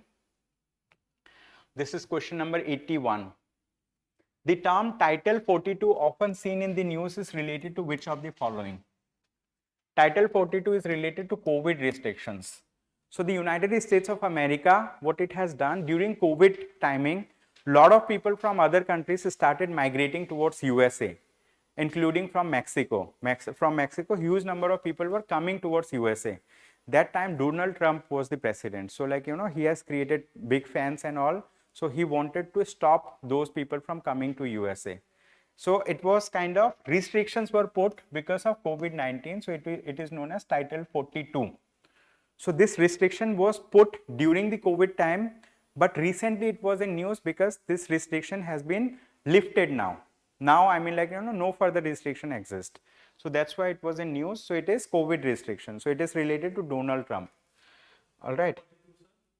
Title 42. Its name is Title 42. I mean, like, there is no, I don't know, they might be having some significance and all, but like, it is in news because of this title itself, Title 42. So the 42 does not signify other things. It is COVID restrictions, like that. Maybe like they might be having a law. In that law, there can be section 42 that prohibits people from in movement and all. So that's why they might have given it Title 42. So we have another topic. Consider the following statements regarding Arab League. Why we are reading about Arab League? Because of the ongoing problem between Israel and Palestine, right? Palestine, so that issue is long back. I mean, there have been a Balfour Declaration in 1970 that was declared by the UK government, right? In 1948, Israel was created as an independent state. But Israel was created after taking the land from Palestine. Israel earlier did not have its own state, right? So since then, there have been a lot of tussle between them. And recently in the United Nations, many people have moved a resolution to bring ceasefire into the region because huge number of civilians are being killed. Many children are being killed, women are being killed. So majority of the people who have been killed in the Gaza Strip, they are children and women. So that's why the Arab League nations came together for the ceasefire, right? So we are going to understand about this Arab League. It says it is a regional organization of Arab states which are geographically located only in the Middle East, right? Which are geographically located only in the Middle East, aiming to strengthen ties among the member states. This is wrong. It is a regional organization of the Arab states. This is right. But they are located geographically in the Middle East also and in Africa as well. In the northern portion of Africa, some countries are there that are member of the Arab League as well. So that's why this statement is wrong. For example, if we talk about Libya, Egypt is a country which is in Africa. It's not there, right? It's also a member like that. So first statement is wrong. Second, it was formed in Cairo, Egypt, following the adoption of Alexandria Protocol in 1944. This is right. Third, it currently consists of 22 members, including Palestine, which is one of the founding members. So Palestine is not a founding member. Palestine is a member of the Arab League, but the thing is like it is not a founding member of this particular organization. It is a member. That's why the other member nations are, let's say, willing to have their support in the ceasefire in Israel-Palestine thing. However, they have gone for a 4 days pause. If you are following the news, so like they have agreed, means like both the sides have agreed to release hostages from from Hamas. Like Hamas group is releasing about 50 hostages to Israel. Means like 50 Israeli people they are going to release, but more than 200 people are in captivity of Hamas group. And Israeli people are going to release about 150 people, like they are Palestinian people. So there is a 4-day ceasefire that is going on. Ceasefire means like it's a kind of pause. So how many of these statements are correct? Which will be the right answer? Option A, 1 only is the right answer. So we have another question on this. We are going to discuss about this question. So online people also, you need to participate, right? So it says, a 100-foot tall statue of oneness of Adi Shankaracharya was unveiled at Omkareshwar town, Madhya Pradesh recently. Which of the following statements correctly represent the teachings of Adi Shankaracharya? So Adi Shankaracharya has talked about which philosophy?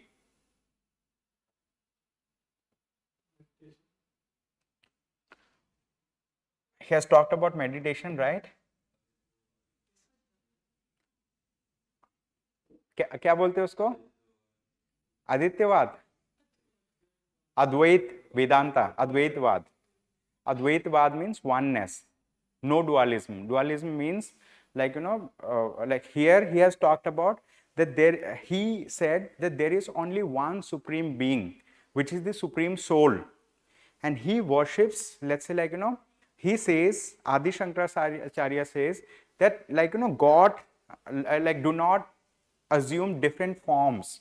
So he worshipped the formless God. He said, like, only one supreme soul is there. And that is the only true thing. Apart from this, no other thing is true God. So he propounded Advaitavad, means like Advaita Vedanta, you might have heard about. So there are schools of philosophy in India, orthodox schools of philosophy, heterodox schools of philosophy. So it belongs to one of the orthodox schools of philosophy, right?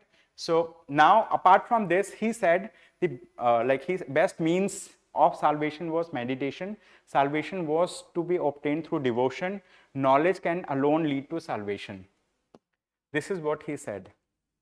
Knowledge can alone lead to salvation. Knowledge can help you to understand that there exists just one supreme being, right? Just one supreme being, which is the supreme soul. That's the thing. Okay. So this is one of the thing. So he is a kind of, let's say, like, persons from Indian philosophies. So like when we read schools of philosophy, there are different schools of philosophy, 6 orthodox schools of philosophy and 4 heterodox schools of philosophy. Among heterodox schools of philosophy, we understand about, let's say, Buddhism, Jainism, Charvaka philosophy, and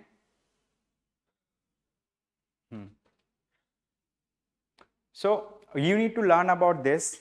And apart from this, I would talk about one thing. There used to be a Roman emperor, okay, a person, Roman emperor. His name is Marcus Aurelius. So long back, right, 100 some AD. So he was the ruler there. He had written some notes for himself, code of ethics that can guide him, right, to the right path, what is to be done, what is not to be done, in which situation, how the decision is to be taken. He has written notes for himself. After he passed away long back, people have found his book, and that book is being published nowadays in the name of Meditations by Marcus Aurelius. So nowadays people say it is part of Stoicism, Stoic philosophy. So I mean, I have read that book, so I just shared that information. So now we have another topic. It says, which of the following is correct regarding the objective of telemanas? When we talk about telemanas, it is an initiative of the government of India for mental health. Means if someone is psychologically disturbed, if someone is feeling anxiety, so if they need some help, some support, they need to talk to someone, they can make a call to the telemanas call centers. So there are professional counselors, professional people who are going to help you, who are going to support you, who are going to listen to you about the stress that you are feeling and all. In India, we give importance to the physical health. If you feel fever, if you feel pain, you go to the doctor. If you have depression, if you have anxiety, if you have hypertension, a lot of, like, mental problems can be there. But, like, you don't go to doctors. You feel, if I go to doctor, people are going to say me psycho. But that's not right. Okay, that's not right. So government of India has understood it. So, like, an act was also passed in 2016 or 17, where government of India has said that we should give equal importance to mental health as well as physical health. Okay. And many insurance companies have also been told to, let's say, like, include mental health as part of their insurance schemes. So there was a regulation by IRDAI, Insurance Regulatory and Developmental Authority of India. So let's discuss about this thing. So Telemanas, as we discussed, it's a kind of program to assist people who are in mental distress, right? So which one will be right? It aims to boost domestic manufacturing? No. It aims for developing leadership program? No. It aims to provide assistance to women? It aims to establish digital mental health network that will withstand the challenges amplified by the pandemic. So the thing is, after pandemic, they have launched it. During pandemic, a lot of people had a lot of stress. I mean, like, there was a financial stress to people because they were not working. How to manage the finances, it was difficult. Second thing was, let's say, like, people were isolated. Wherever they were, they could not go outside. So it led to a kind of increase in the mental stress. So that time, a lot of people were very active on social media. Social media became only one means to stay connected with the outer world.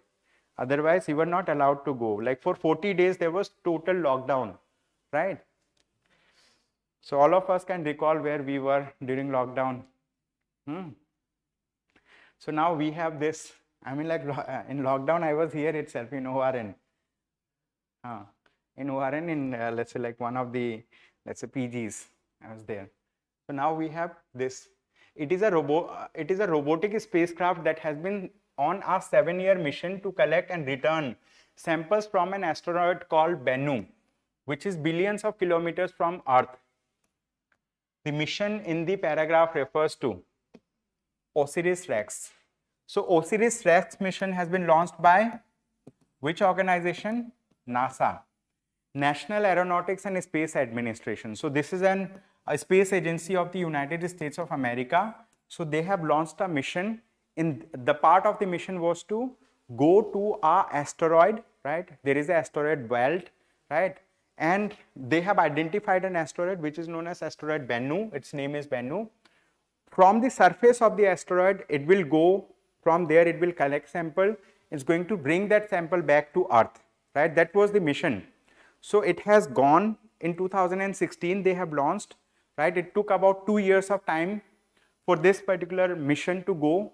And after then it has, let's say, touched down on the surface, it has collected sample and it has, let's say, brought back that sample to Earth. So last month it was in news. That sample was, let's say, dropped by this OSIRIS-REx mission somewhere in desert in USA, right? So they are going to analyze that sample to understand about the origin of the Earth or origin of the universe. So scientists are still pondering about how the universe has originated. And there are different theories that are available to explain this. Like we have Big Bang theory, one of the theory. We do have many other theories also. But most accepted theory so far is the Big Bang theory that we talk about, right? So OSIRIS-REx is, let's say, is the name of the spacecraft, name of the mission.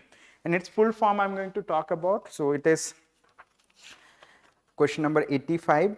Its name is Origins, Spectral Interpretation, Resource Identification, Security, Regolith Explorer. Okay, this is the full form of OSIRIS-REx. So means they wanted to bring some sample of an asteroid. Okay, asteroids are considered to have, let's say, formed when the universe was formed, when different planets was formed. So they are going to analyze this thing. Later on, they are going to come up with results related to this. So this is going to help. So this is another question that we are going to discuss, right? So with reference to Kampala Declaration on climate change, consider the following statements. Okay, Kampala Declaration on climate change. So these some of the questions you might not have read during your course of reading current affairs. You may have missed. If you go through them, maybe you are going to understand some new topics that you might have missed, right? So that way you can take it. It is a pioneering framework adopted by 48 African nations to manage climate-induced migration. This is right. It was co-hosted by Government of Kenya and Uganda with support from Office of the High Commissioner for Human Rights and the United Nations Framework Convention on Climate Change, right? So this is question number 86. So here the second statement is wrong. First statement is right. Correct answer is option A. So let's discuss about this. What happened? Basically, African countries, right? In African countries, many, like Africa is the only continent through which the Tropic of Cancer, Tropic of Capricorn, and the equator passes, right? So, like, Africa is the only continent through which all of them passes. So they see different seasons. For example, mostly the most part of Africa lies in torrid zone. Torrid zone means a zone where we receive maximum sunlight, because of which, let's say, like, people face a lot of difficulty to manage their livelihood, day-to-day livelihood. Because of high temperature, people generally, let's say, migrate because of climate change related thing. And as we all know that, like, the two most pressing issues before humanity is, one thing is food security, and the second thing is climate change, right? Climate change is a thing. And so the thing is, these African countries have taken a pledge, they have taken an initiative that they want to, let's say, like, they want to help all those people who are migrating because of climate induced, situations. Migrating means out migration, moving from one place to another, like that. So migration can happen either ways, right? So this is the thing. First statement is right. Why second statement is not right? Because it was co-hosted by government of Kenya and Uganda. Government of Kenya and Uganda with support from the International Organization for Migration and the United Nations Framework Convention on Climate Change. Okay, so there were two organizations, one International Organization for Migration plus UNFCCC, United Nations Framework Convention on Climate Change. We know the COP 28, Conference of Parties 28 is going to be held at Dubai. It's going to be held at Dubai in United Arab Emirates. Every year they hold a COP, Conference of Parties. That Conference of Parties is being conducted by the United Nations Framework Convention on Climate Change. In 2015, there was a Paris Agreement that was adopted by, let's say, like, all the countries who are members of UNFCCC. They have decided to keep the climate change, let's say, like, increase in global warming below 1.5 degrees centigrade as compared to pre-industrial level. And as far as practicable, we want to keep it below 2 degrees centigrade. As of now, in 2019, the global warming has gone above 1.19 degrees centigrade so far. Okay, so like climate change is increasing, and even the Secretary General of the United Nations has said that the time has come that we should call it global boiling, not global warming. Means, like, we say it global warming, but like he has said that global boiling has come. So this is the thing. So here, International Organization for Migration and United Nations Framework Convention on Climate Change. And also, as part of it, every 5 years they are going to come up with a report which is known as Global Stocktake Report. Stocktake means taking account, means, like, creating an account related to how much greenhouse gas emission happens, right? So for that purpose. Now we have another question. We are going to quickly discuss about it. It says, with reference to the term Medicaid, seen in the news, consider the following statements. Medicains are temperate cyclones originating in the Mediterranean region. Like tropical cyclones, Medicains form in hot conditions at the end of summer. They are also formed over Black Sea. So basically, why we are talking about Medicains? We know Mediterranean Sea, it has been in news, right? Israel shares border, maritime border with Mediterranean Sea, and from Mediterranean Sea, cyclones originate, cyclones emerge, and these cyclones affect those countries that share maritime border with Mediterranean Sea. There are many countries, for example, Egypt, Libya, many countries. So recently, some of the countries have witnessed, let's say, like, cyclones, and many people have died. So Medicains means hurricanes or cyclones that originate from Mediterranean Sea. So Mediterranean hurricanes, like that, okay? Mediterranean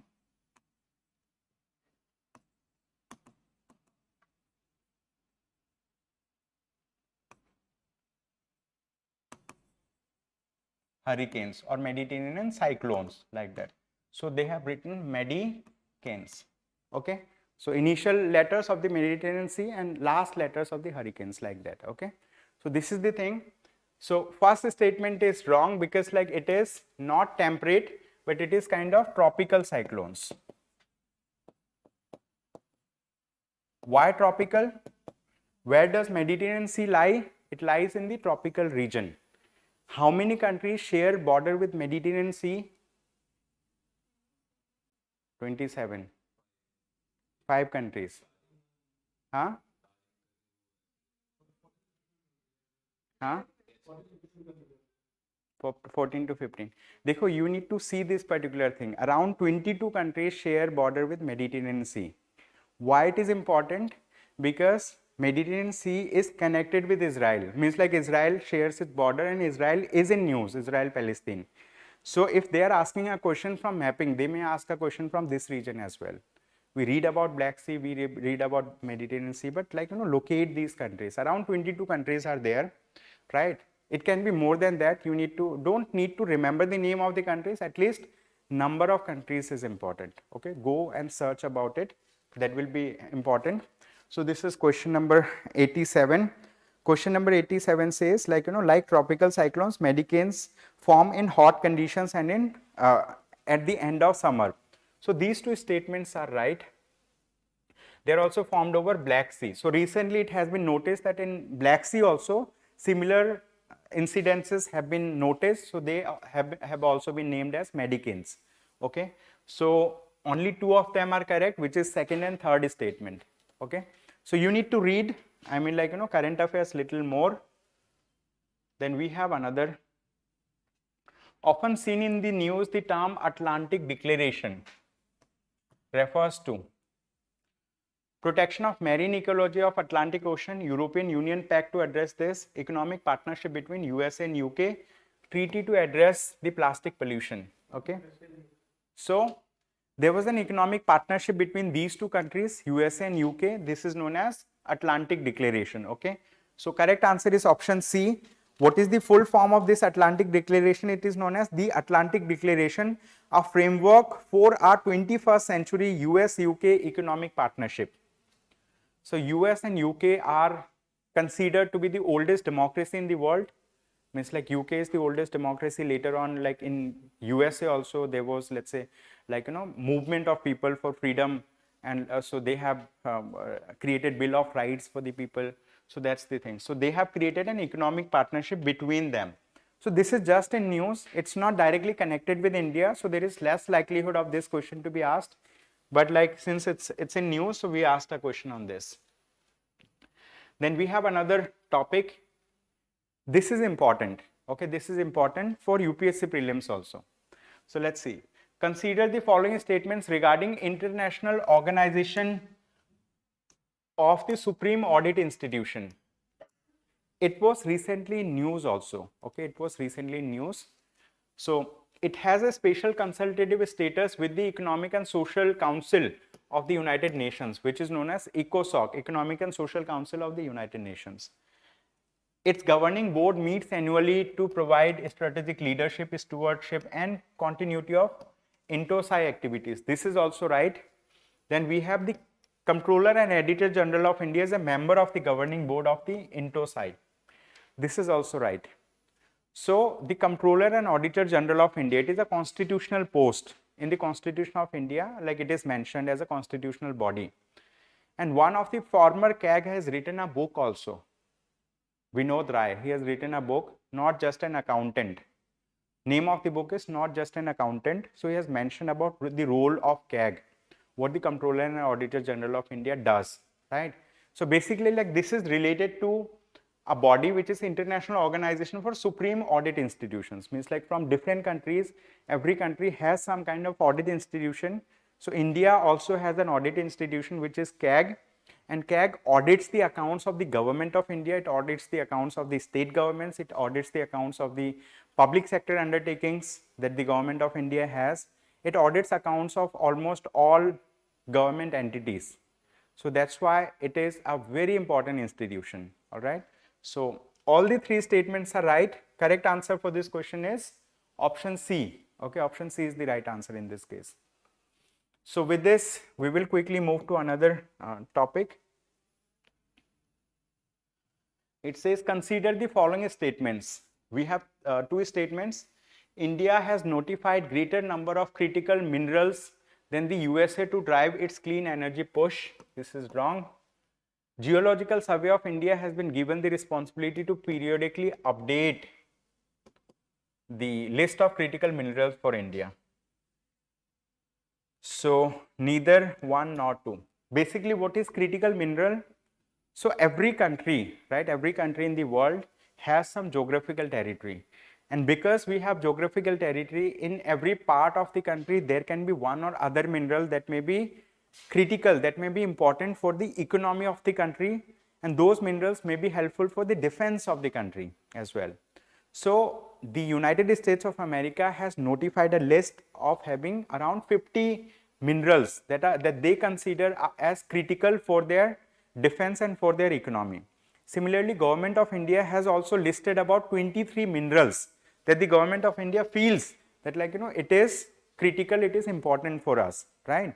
So the thing is, the number of critical minerals that the Government of India has notified is about 30, and number that USA has notified is 50.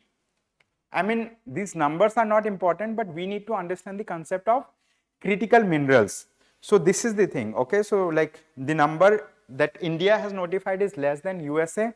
Second thing is, it's not the Geological Survey of India, okay? It's not Geological Survey of India, it is Center of Excellence for Critical Minerals, okay? Ministry of Mines. So this particular thing comes under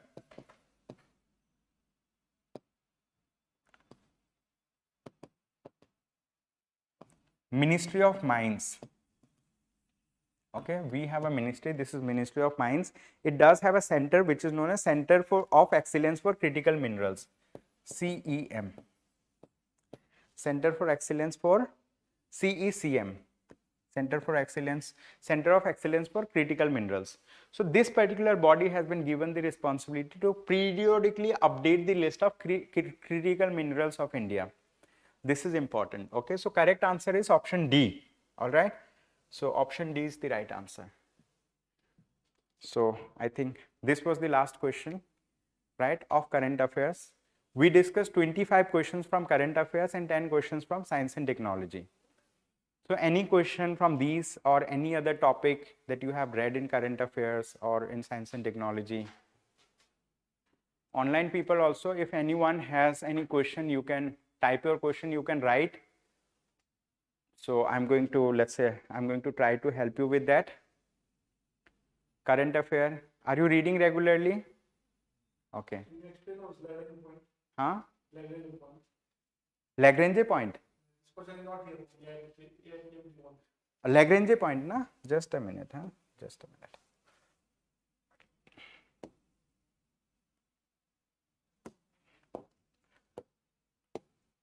So he's asking me to explain, there is a point which is known as Lagrange point. So between every two heavenly bodies, let's say, like, one of the body is Earth, other body is Sun, right? Between these two bodies, there exists some points where if we bring a third body, it's not going to experience much gravitational pull, much gravitational force. For example, let's say the Albert Einstein has talked about the principles of gravitation, theories of gravitation, that, like, every two objects, between every two objects there is gravitational field exists, right? The heavy body attracts the lighter body with more gravitational force. So let's say this is Sun, right, and this is Earth. So between Earth and Sun there exist 5 points. One of the point exists between, right, like in the line that joins these two bodies. Let's say this is point, let us name it as L1. Then there will be a point which is just opposite to the smaller body. Let's say this is L2. There will be a point which is just opposite to the bigger body. Let's name it L3. There will be a point that will be, let's say, like, over here somewhere. Let's name it as L4. Here there will be a point which is L5. So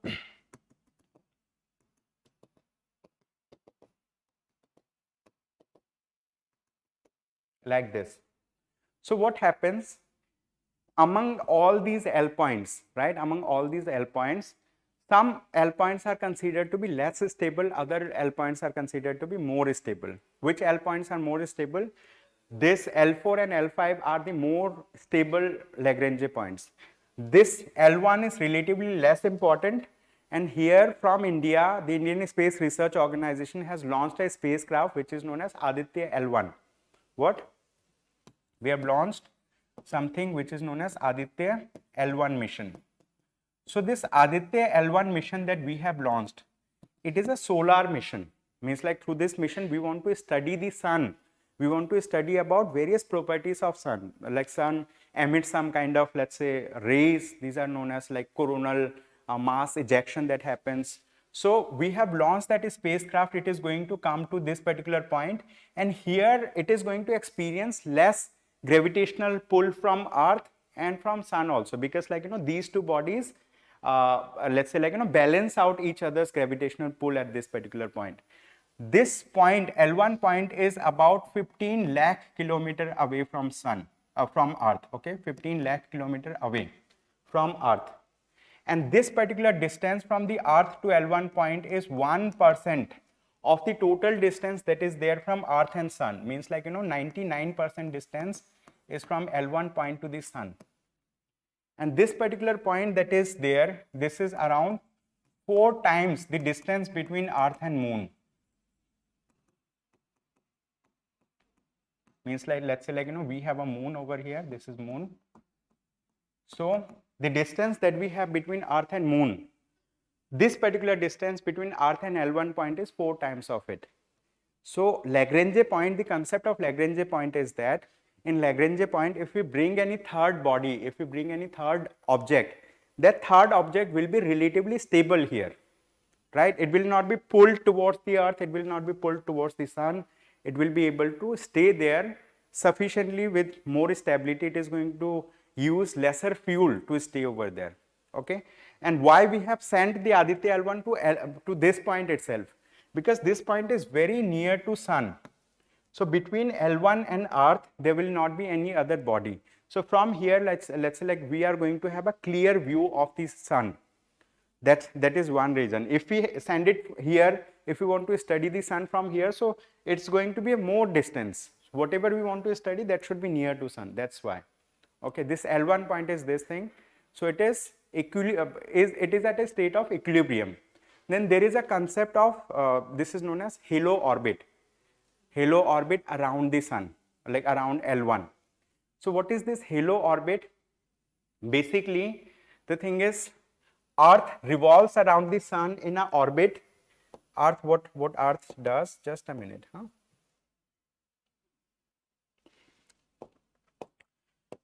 Earth revolves around the sun in an orbit, and this particular orbit is known as elliptical orbit. What?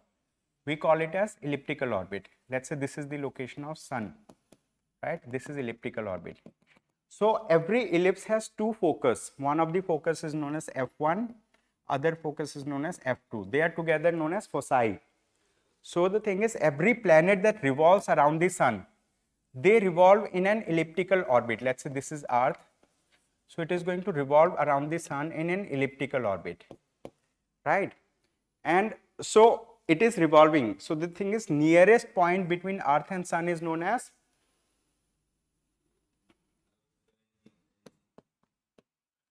perihelion.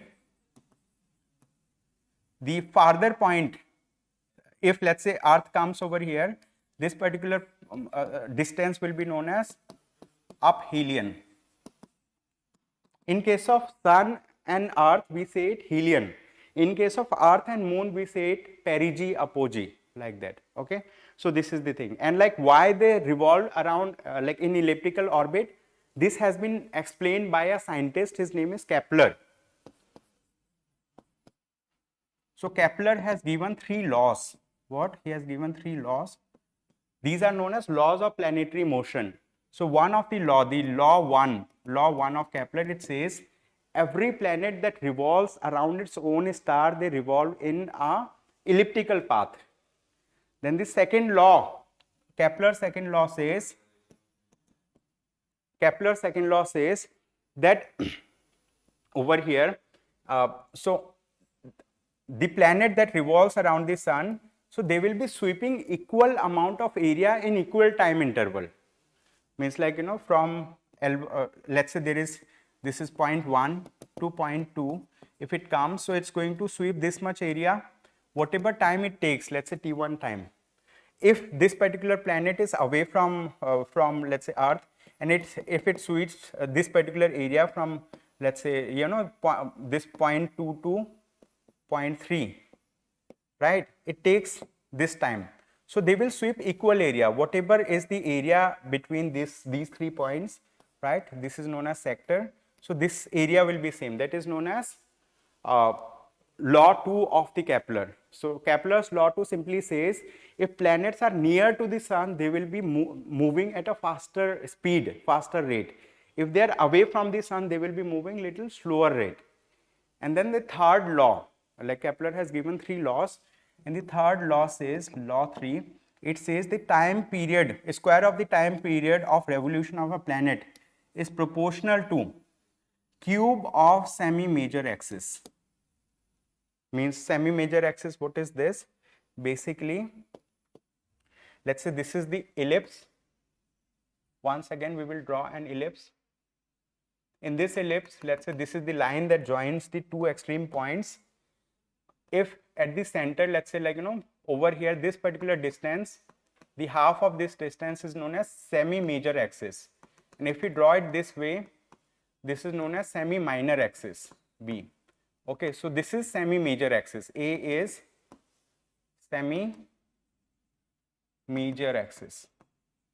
So Kepler's third law says that the square of time period of revolution of a planet is proportional to cube of the semi-major axis of this.